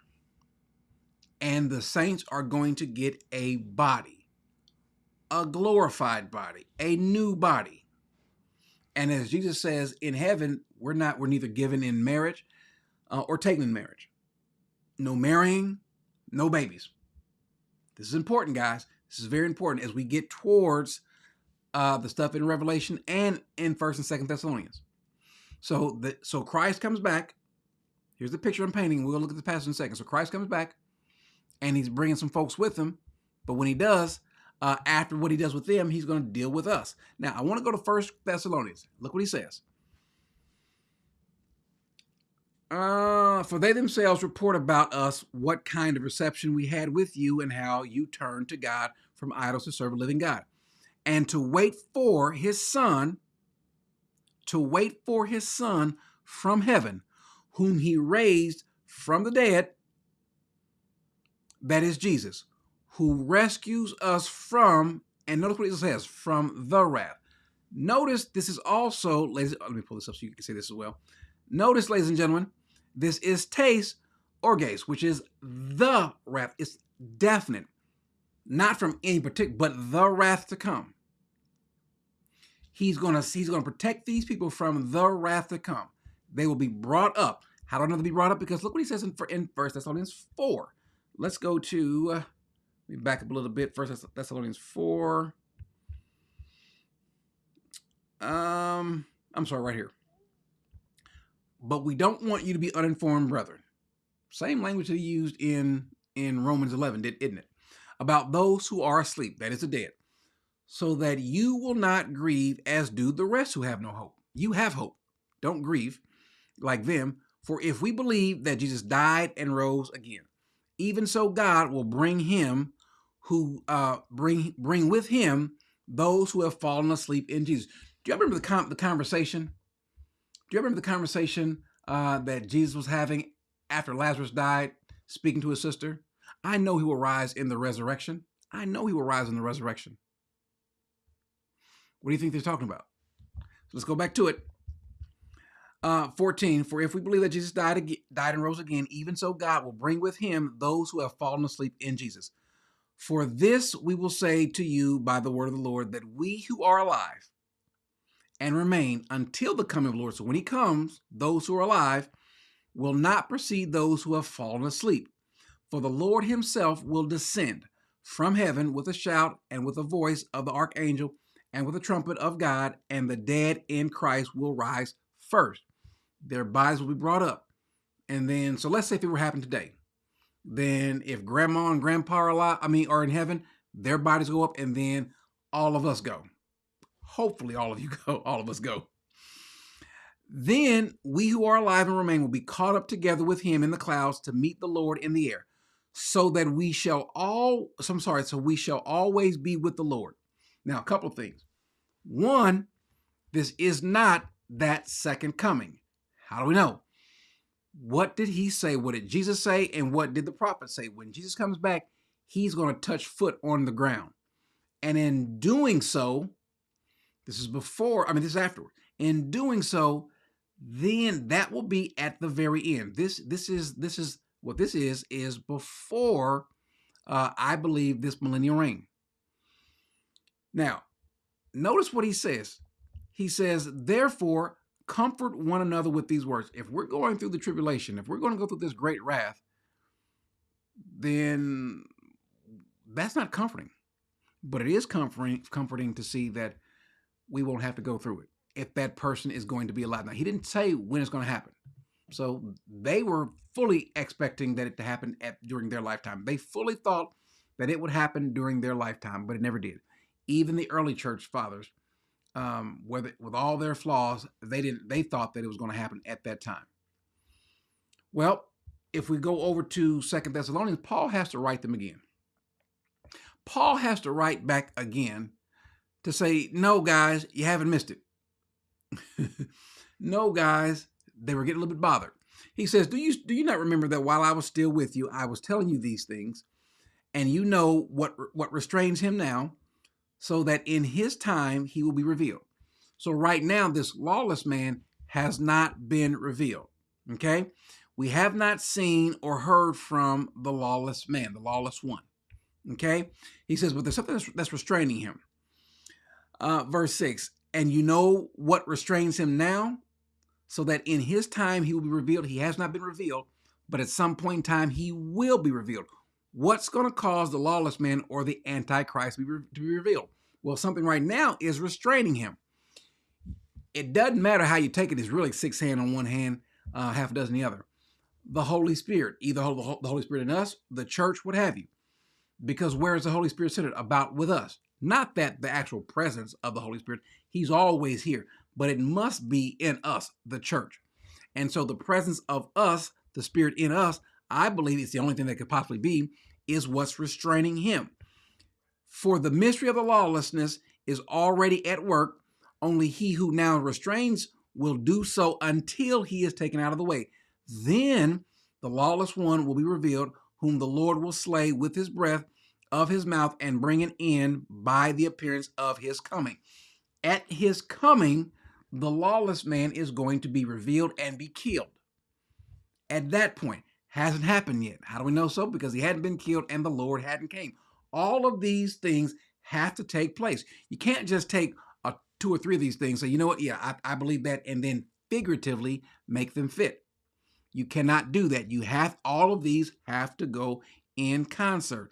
Then, so verse 9, that is the one who is coming in accord with the activity of Satan with all power and signs and wonders. Hadn't happened yet, ladies and gentlemen.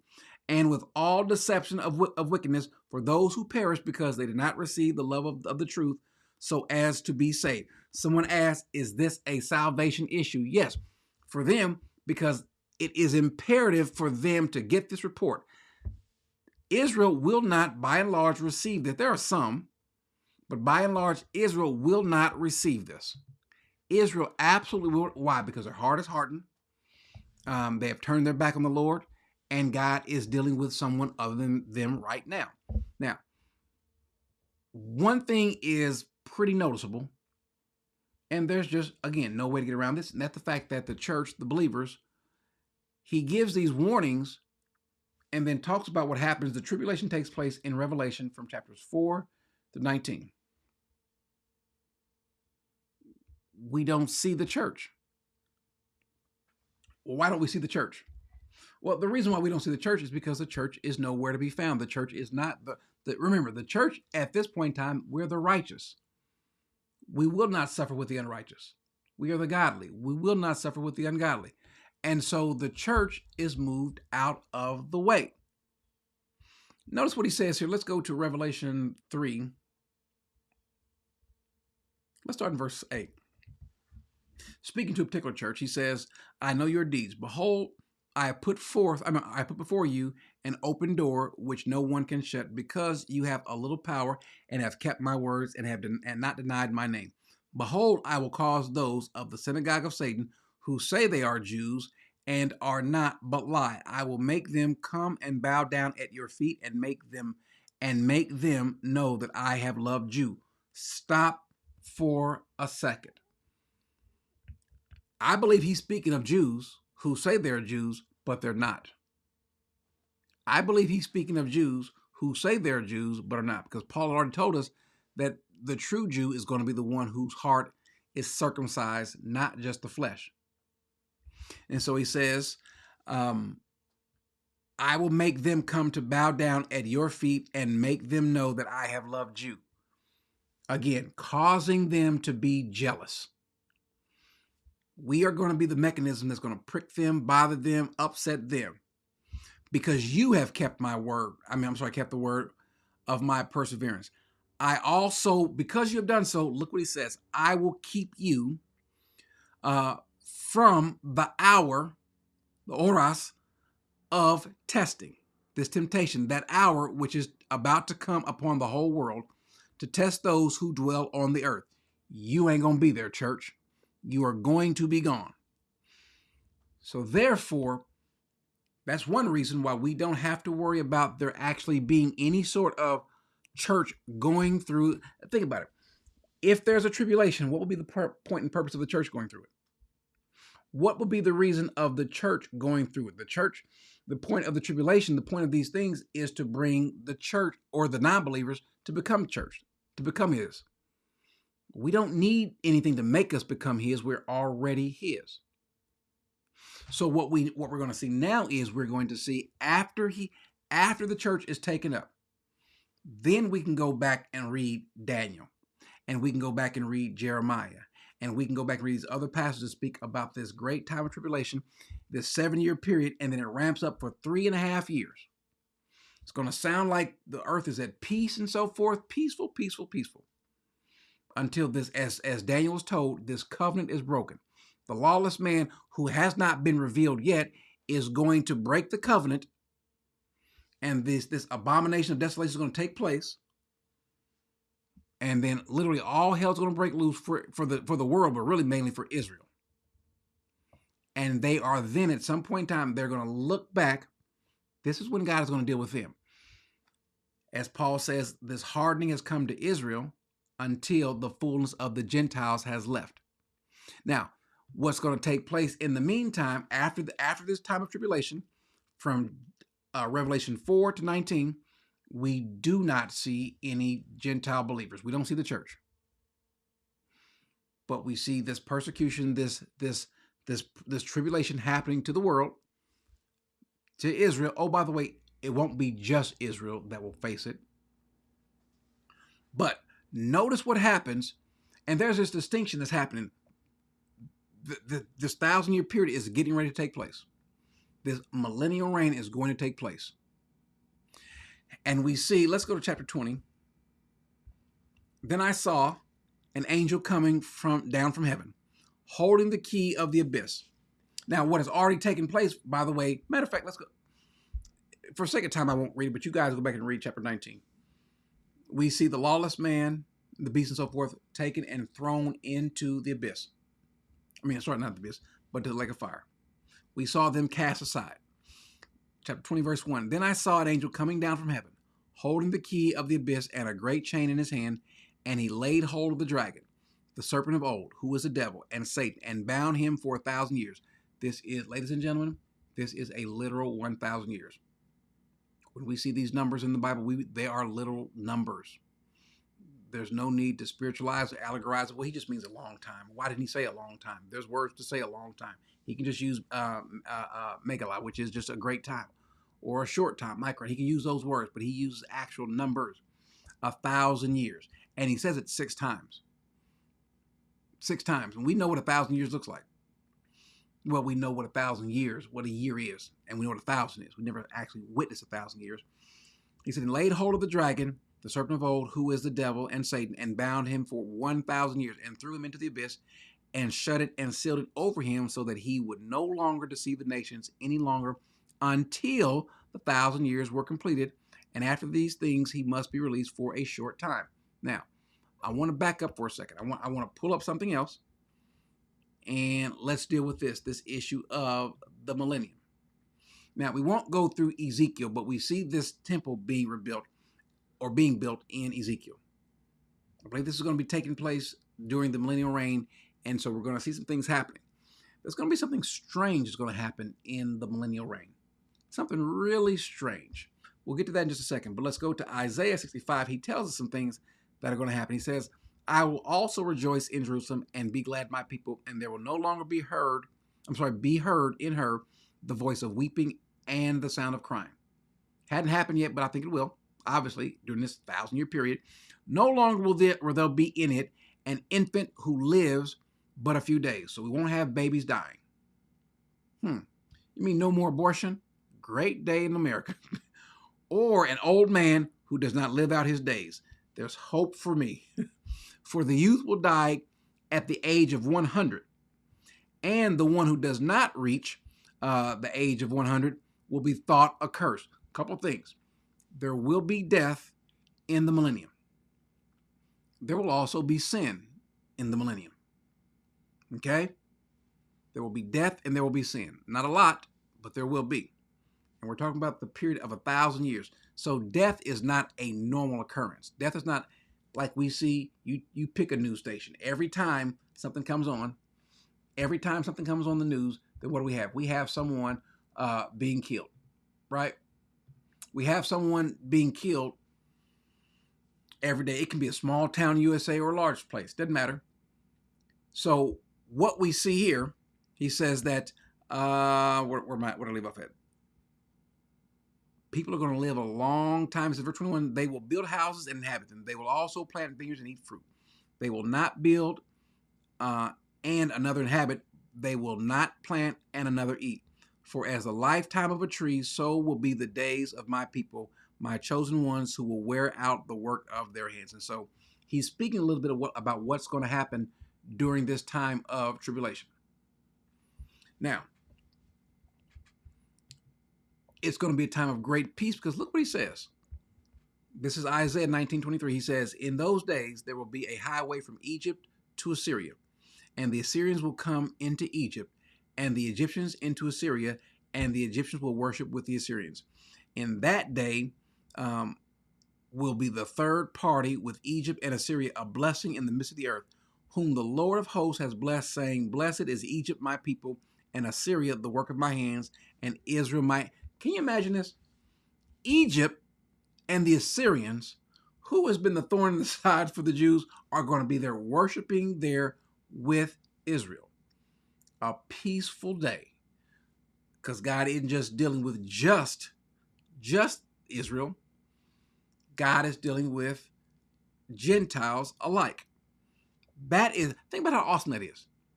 Let me put up another Old Testament prophecy or another Old Testament saying. Because remember, God has to fulfill some promises. He's got to fulfill these covenants and these other promises. He says, Psalm 110:1. Look what he says. The Lord says to my Lord, sit at my right hand until I make your enemies a footstool for your feet. The Lord will stretch forth your strong scepter from... Wait, a scepter? Yeah, kings have scepter. Jesus is a king. Rule in the midst of your enemies. Your people will volunteer. When will that happen? Jesus ruling in the midst of his enemies, because there's going to be a time where there's going to be some people who are being ruled, but aren't necessarily followers of Christ. That's in this 1,000-year millennium. I said I don't need both those words. Your people will volunteer freely in the day of your power, in your holy array from the womb of the dawn. Your youth are to you as the dew. The Lord has sworn and will not change his mind. Look what he said. The Lord has sworn and will not change his mind. Someone has to help me understand, when has it been that the Lord has actually reigned over all of the earth and all the nations get it? All the nations know it. We haven't had a time where all of the nations have accepted him as the king. Hadn't happened. Doesn't mean that during the millennium that everybody is going to like it or necessarily They might like it, but they won't necessarily be a follower, because we're going to see why in just a little bit. But it won't be like that, or it hasn't been like that. Then let's go to Daniel 7. Do y'all remember this passage? I kept looking until the thrones were set up. This is Daniel 7. And the Ancient of Days took his seat. His vesture was like white snow, and his hair and the hair of his head like pure wool. His throne was ablaze with flames. Its wheels were a burning fire. A river of fire was flowing and coming from before him. Thousands upon thousands were attending him, and myriads upon myriads were standing before him. The court sat, and books were opened. Then I kept looking because of the sound of the boastful words which the horn was speaking. I kept looking until the beast was slain, and his body was destroyed and given to the burning fire. And as for the rest of the beasts, their dominion... Stop for a second. Stop for a second. Look what he says. Then I kept looking because of the sound of the boastful words which the horn was speaking. I kept looking until the beast was slain. And his body was destroyed and given to the burning fire, which he talks about in Revelation 20.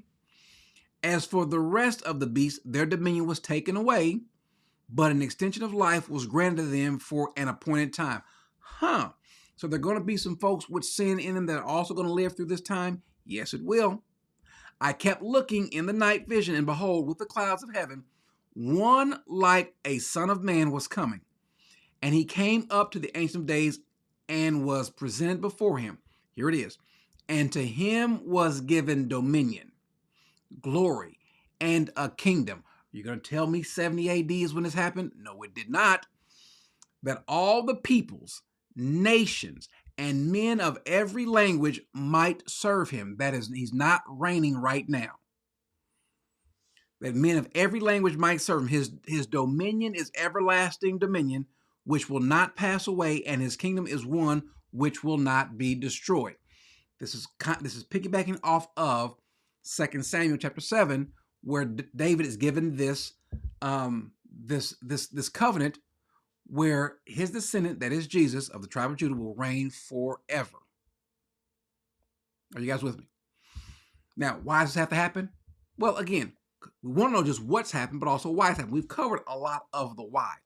But one of the questions is, why must he reign in the millennium? Why not just end it all?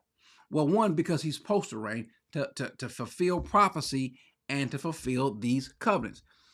We are going to have a king, as he said way back in Genesis 49 as well, in Zechariah as well. We're going to have this king, as is prophesied to even Abraham. Moses gives some little allusion to it. And then David it's made clear with David. So we must fulfill prophecy. Oh, by the way, part of that prophecy must be that Israel will have this nation, have this reign, and all of the borders that God promised must be there. But there's something weird that happens. We won't cover it. We won't actually go to the passages, but it's there. Corey, why do we have animal sacrifices, though? This proves this can't be literal, because there are animal sacrifices in the millennium. What gives? Why in the world will there actually be animal sacrifices? And if there are animal sacrifices, does that nullify, does that vitiate, big word that I learned a long time ago, does that nullify or vitiate what's happening? No. Well, wait a second though, Corey, but Jesus was our sacrifice. Our salvation is in his propitiation. Why do animals have to be sacrificed? That's going back to the law. No, it's not. Here's why. One, animal sacrifice is not just the law. We had animal sacrifices that predate the law. Do we not? Remember, the very first time that man sinned and God wanted to rectify that and bring them to him, what happened? An animal was sacrificed. That animal, I don't know if it was a bear, a lion, tiger, whatever it was. I don't know. Maybe it was a puppy. I know, morbid thought. But whatever it was, they didn't give up their coat without giving up their life. There was some shed blood. Now, then we see these sacrifices even in Genesis 4 and 5. We see as they come to God, giving him these sacrifices. Remember with Cain and Abel? Animal sacrifices. Was that the law? Was that taking away sin? No, it didn't take away sin. As a matter of fact, one of the things is those things can never take away sin. Can never. Now, what they were a sign of a temporary propitiation. So they could never take away sin. But then we have this animal sacrifice in the millennium. Couple of things. Now, do we have as complete of an answer for that? No. By the way, whatever your eschatological view, whether it's premillennial, whether it's post-mill, amill, whatever, are you pre-trib, post-trib, mid-trib, whatever, there are going to be some points like, you know what, let me think about that for a second. Let me, by far, the one that has the least amount of holes is this one. By far. But the issue that they bring up is going to be the issue of animal sacrifices in the millennium. That makes no sense. Well, now some would say, well, that's because it can, and I think also does, serve as a memorial or reminder back to what Christ did. Wait a minute. Why in the world will we ever need a reminder about what Christ did? Can any of you think of a reason why we might need a reminder about what Christ did? Well, he's not getting back on the cross, so there's not going to be a reenactment of that. He's not going to do like some of these churches do and have a reenactment of Christ on the cross. He's not doing that. And by the way, don't we have reminders or memorials even now that look back to the cross? I can tell you of two that we can think of that are definitely going to remind us. One, the Lord's Supper. What is that? What does the Lord's Supper actually do for us? Does the Lord's Supper actually take away any of our sins? No, it doesn't. No, it doesn't. What about the nail prints and the scars? This same Jesus, how he left, he's coming back that same way. We'll still have those. We're going to have the Lord's Supper in the millennium, and we're going to have these animal sacrifices. Now, do we have a full explanation? No, we don't. We don't. But not having a full explanation is nowhere near reason enough to say, well, it's not going to happen. We do know it says it's going to happen. It can't be because it doesn't make sense to you that you throw it out. Let me ask you guys a question. During the millennium, let's say, because there are going to be some kids born during the millennium. There are going to be some kids born during the millennium. So let's say Frank is born 500 years into the millennium. What will Frank not know very much of? I'll let you guys think about what Frank will not know very much of while I go back to this passage, let's go to Revelation, back to Revelation 20. There's something that Frank just simply he won't know it like we know it. Does anyone know what Frank, born 500 years into the millennium, won't know? There's something Frank just, it'll be like us people that are, let's say in your 50s, and you try to explain to someone a rotary phone. Or you explain to someone that we used to have milk and juice delivered to the house.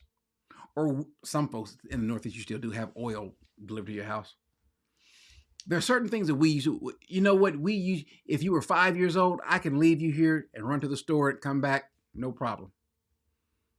We used to smoke in cars. Well, I didn't, but they used to smoke in the cars with us, with the windows raised up. They used to leave us in the car, leather seats, windows raised up, while they went in and shopped.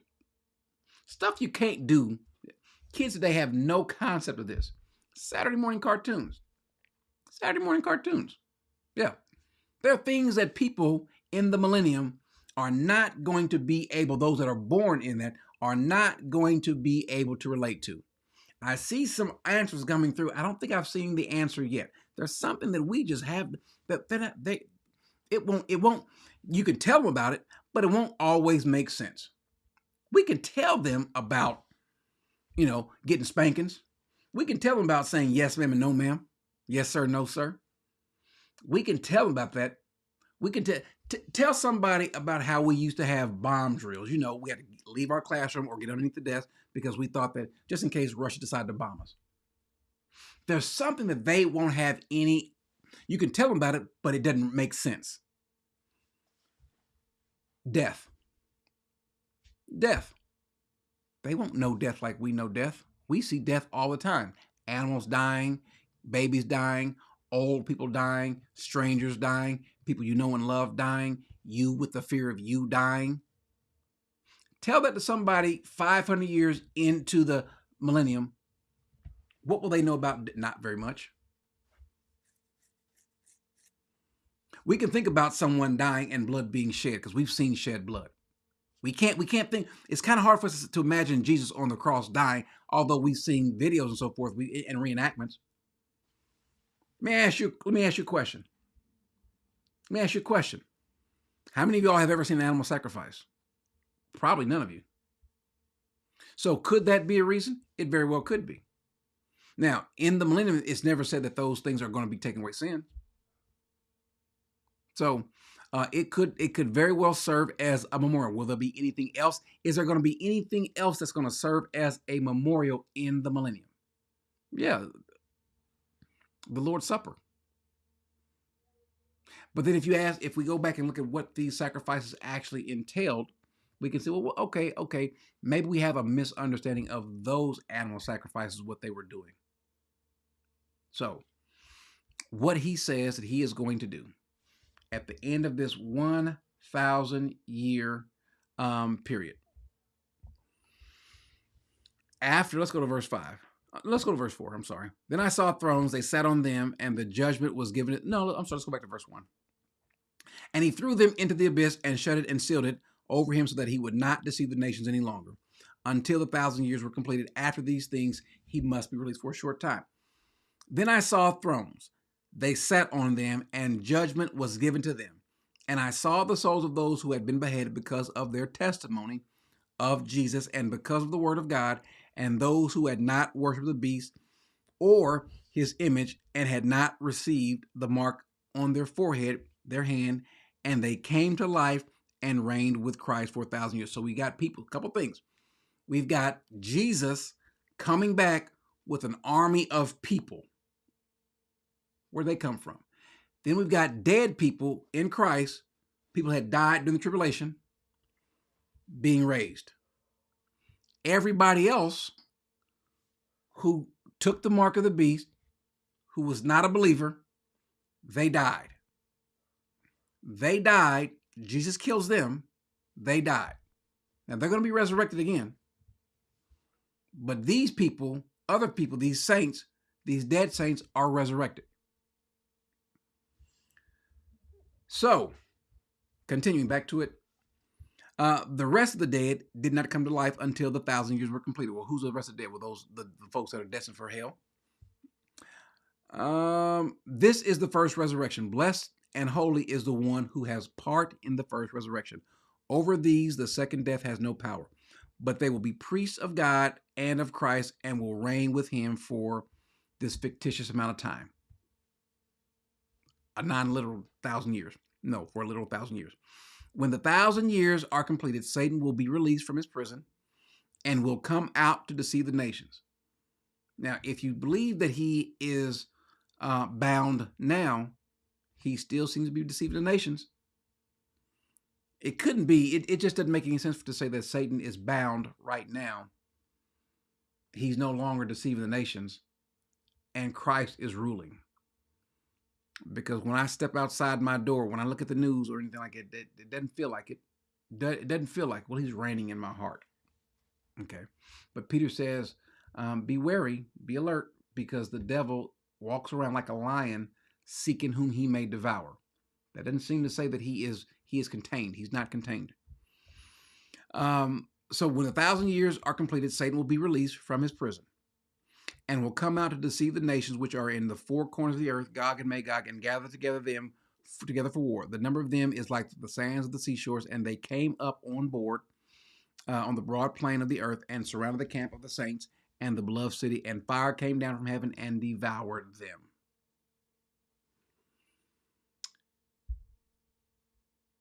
If there's a rapture after the tribulation, the problem's going to be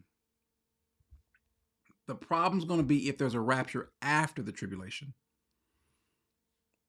then when Satan is deceived, who is he gathering? Because we're caught up and taken away.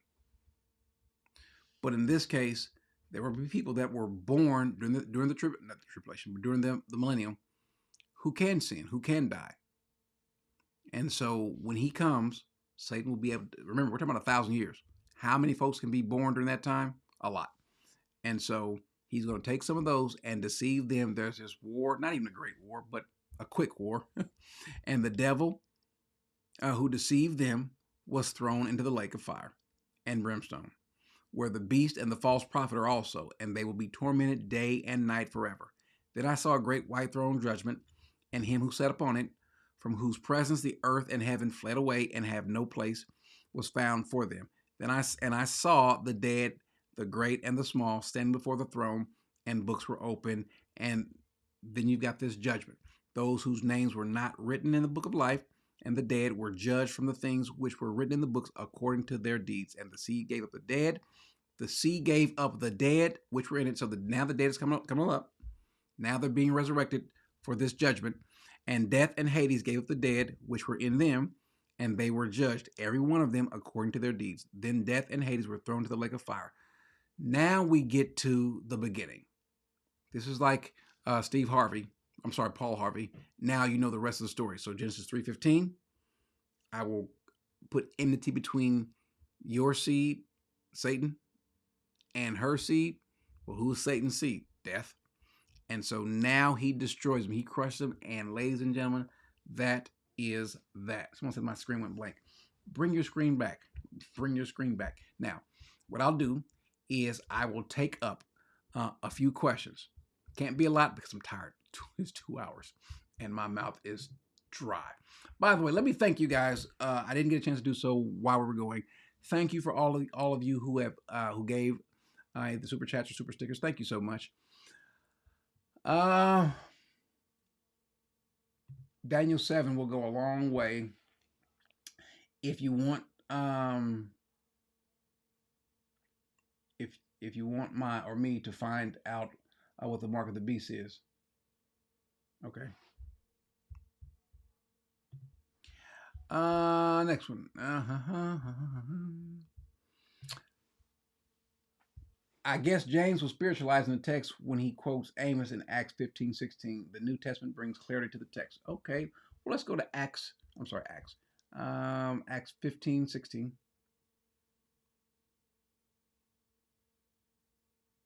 I'm sorry. Hold on. Amos? Are we going to, okay, Acts, let me see where I think we're going. Let's go to Acts 15:16. I think that's what you're saying. Acts 15:16. Did I get that right?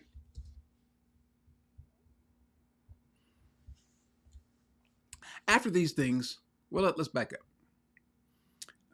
Simeon has related how God, with this word of the prophets agreed, just as is written, after these things I will return, and I will rebuild the tabernacle of David, which has fallen, and I will rebuild its ruins, and I will restore it, so that the rest of mankind may seek the Lord and the Gentiles who are called by my name, says the Lord, who makes these things known from long ago. So my question is, how does that refute anything? Help me understand, Trey. What is that refuting? Anyway, by the way, Little Light, Stephanie, Michael LeMay, New Creation, Margaret, Mona Logan, Fritz, Matthew 3:2. Thank you so much for the super chat, super stickers. Thank you guys so much. Let's see. Is he still there? Will some of the dead? No. Will some of the dead that came up possibly be saved? No, they will not. No, they'll be brought up for judgment. And then those people that also took part, that were deceived, they will also be dead. They have no shot. Yeah, but I hear what you're saying. But what is your point, Trey? Corey, what are the chances you are off in eschatology and the falling away are those who believe they will be taken up but end up suffering and aren't prepared? Well, you have to. It would have to make sense. There's a chance that I can be wrong, but I've gone through these scriptures, and remember, there are these promises that God has made to us and to Himself. So God holds Himself accountable. His words do not change. His words will not go away and come back void. It just won't happen. So He said, "Take a breath, you burn." Yeah, it just won't happen. So there's not a there's a chance I'm wrong. Obviously, I wouldn't. I'd be wrong to say, well, no, there's no way I'm wrong. So if you look at all of what's going to happen, my question is not just what do you think is happening, why? Because one thing that I've noticed, I don't care if they're millennials or post millennial, post trip, the question is going to be why, and this is where they come up short. There's no why. You go to everything to fit your doctrinal points, but then when you get to this, there's no why. There should be a why as to why these things are happening. And so why is there no millennium? Why is there why do we all suffer the same fate as the non-believers? Why is there tribulation for even the believers and the non-believers to go through this great tribulation? Why is that?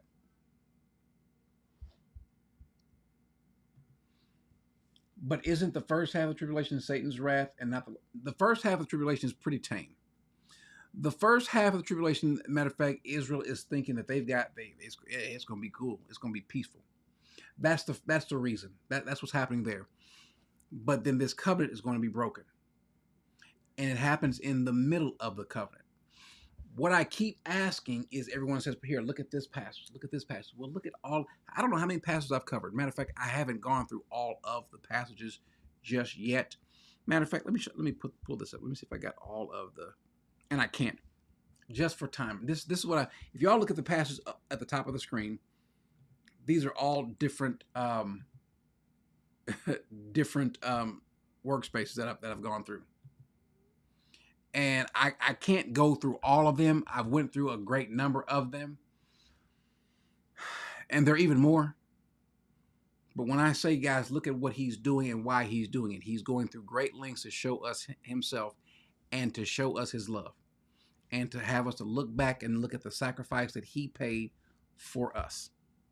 So that's why. And I am worn. I am worn out for it. I can't take, and I love doing this, but I am so tired right now. I said to myself, maybe I can get this done in about an hour and a half. Nope, can't be done. Can't be done. So, so what we'll do is we'll have a Q&A tomorrow. And if anyone wants to, cover this or any other things you want to cover this during the Q&A tomorrow, no problem. What did you say? I just thought, are we going to be in I believe we will be in the 1,000-year reign. We're going to come back and reign with Him. He's coming back with His reward and with us. So yes, I believe so. Someone asked a question, are we going to reign with Him? I believe so. I believe so. For you guys to just thank you so much, Steve, Denise, Matrix RC, and Dr. P. Dr. Pepper, Mr. Pibb. I don't know. I'm sorry. I don't know why I thought of that.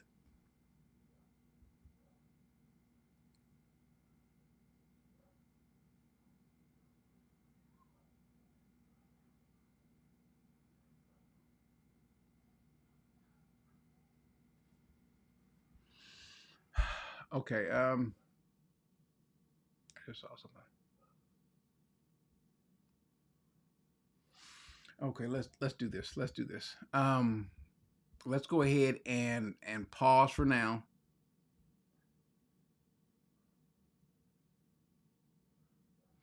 Let's just pause for now. And then I thought, well, anyone that died, primarily they'll be beheaded, but anyone that died, they will be brought back.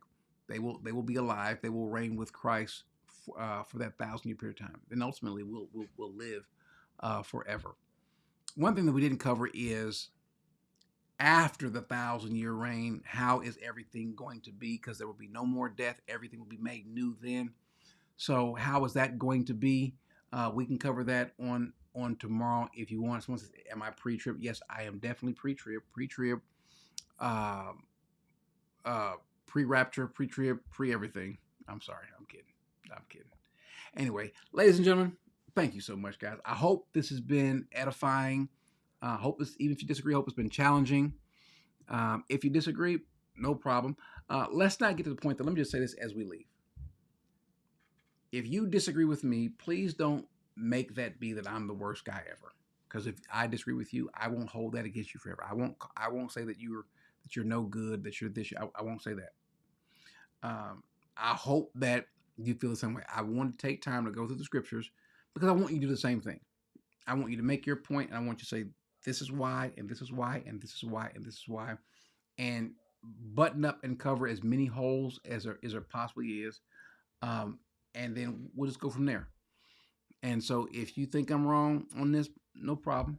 I love you. And if you disagree with me and I know you're wrong, no, I'm kidding. I'm kidding. But we can be wrong because, again, it's not about who's right, but what's right.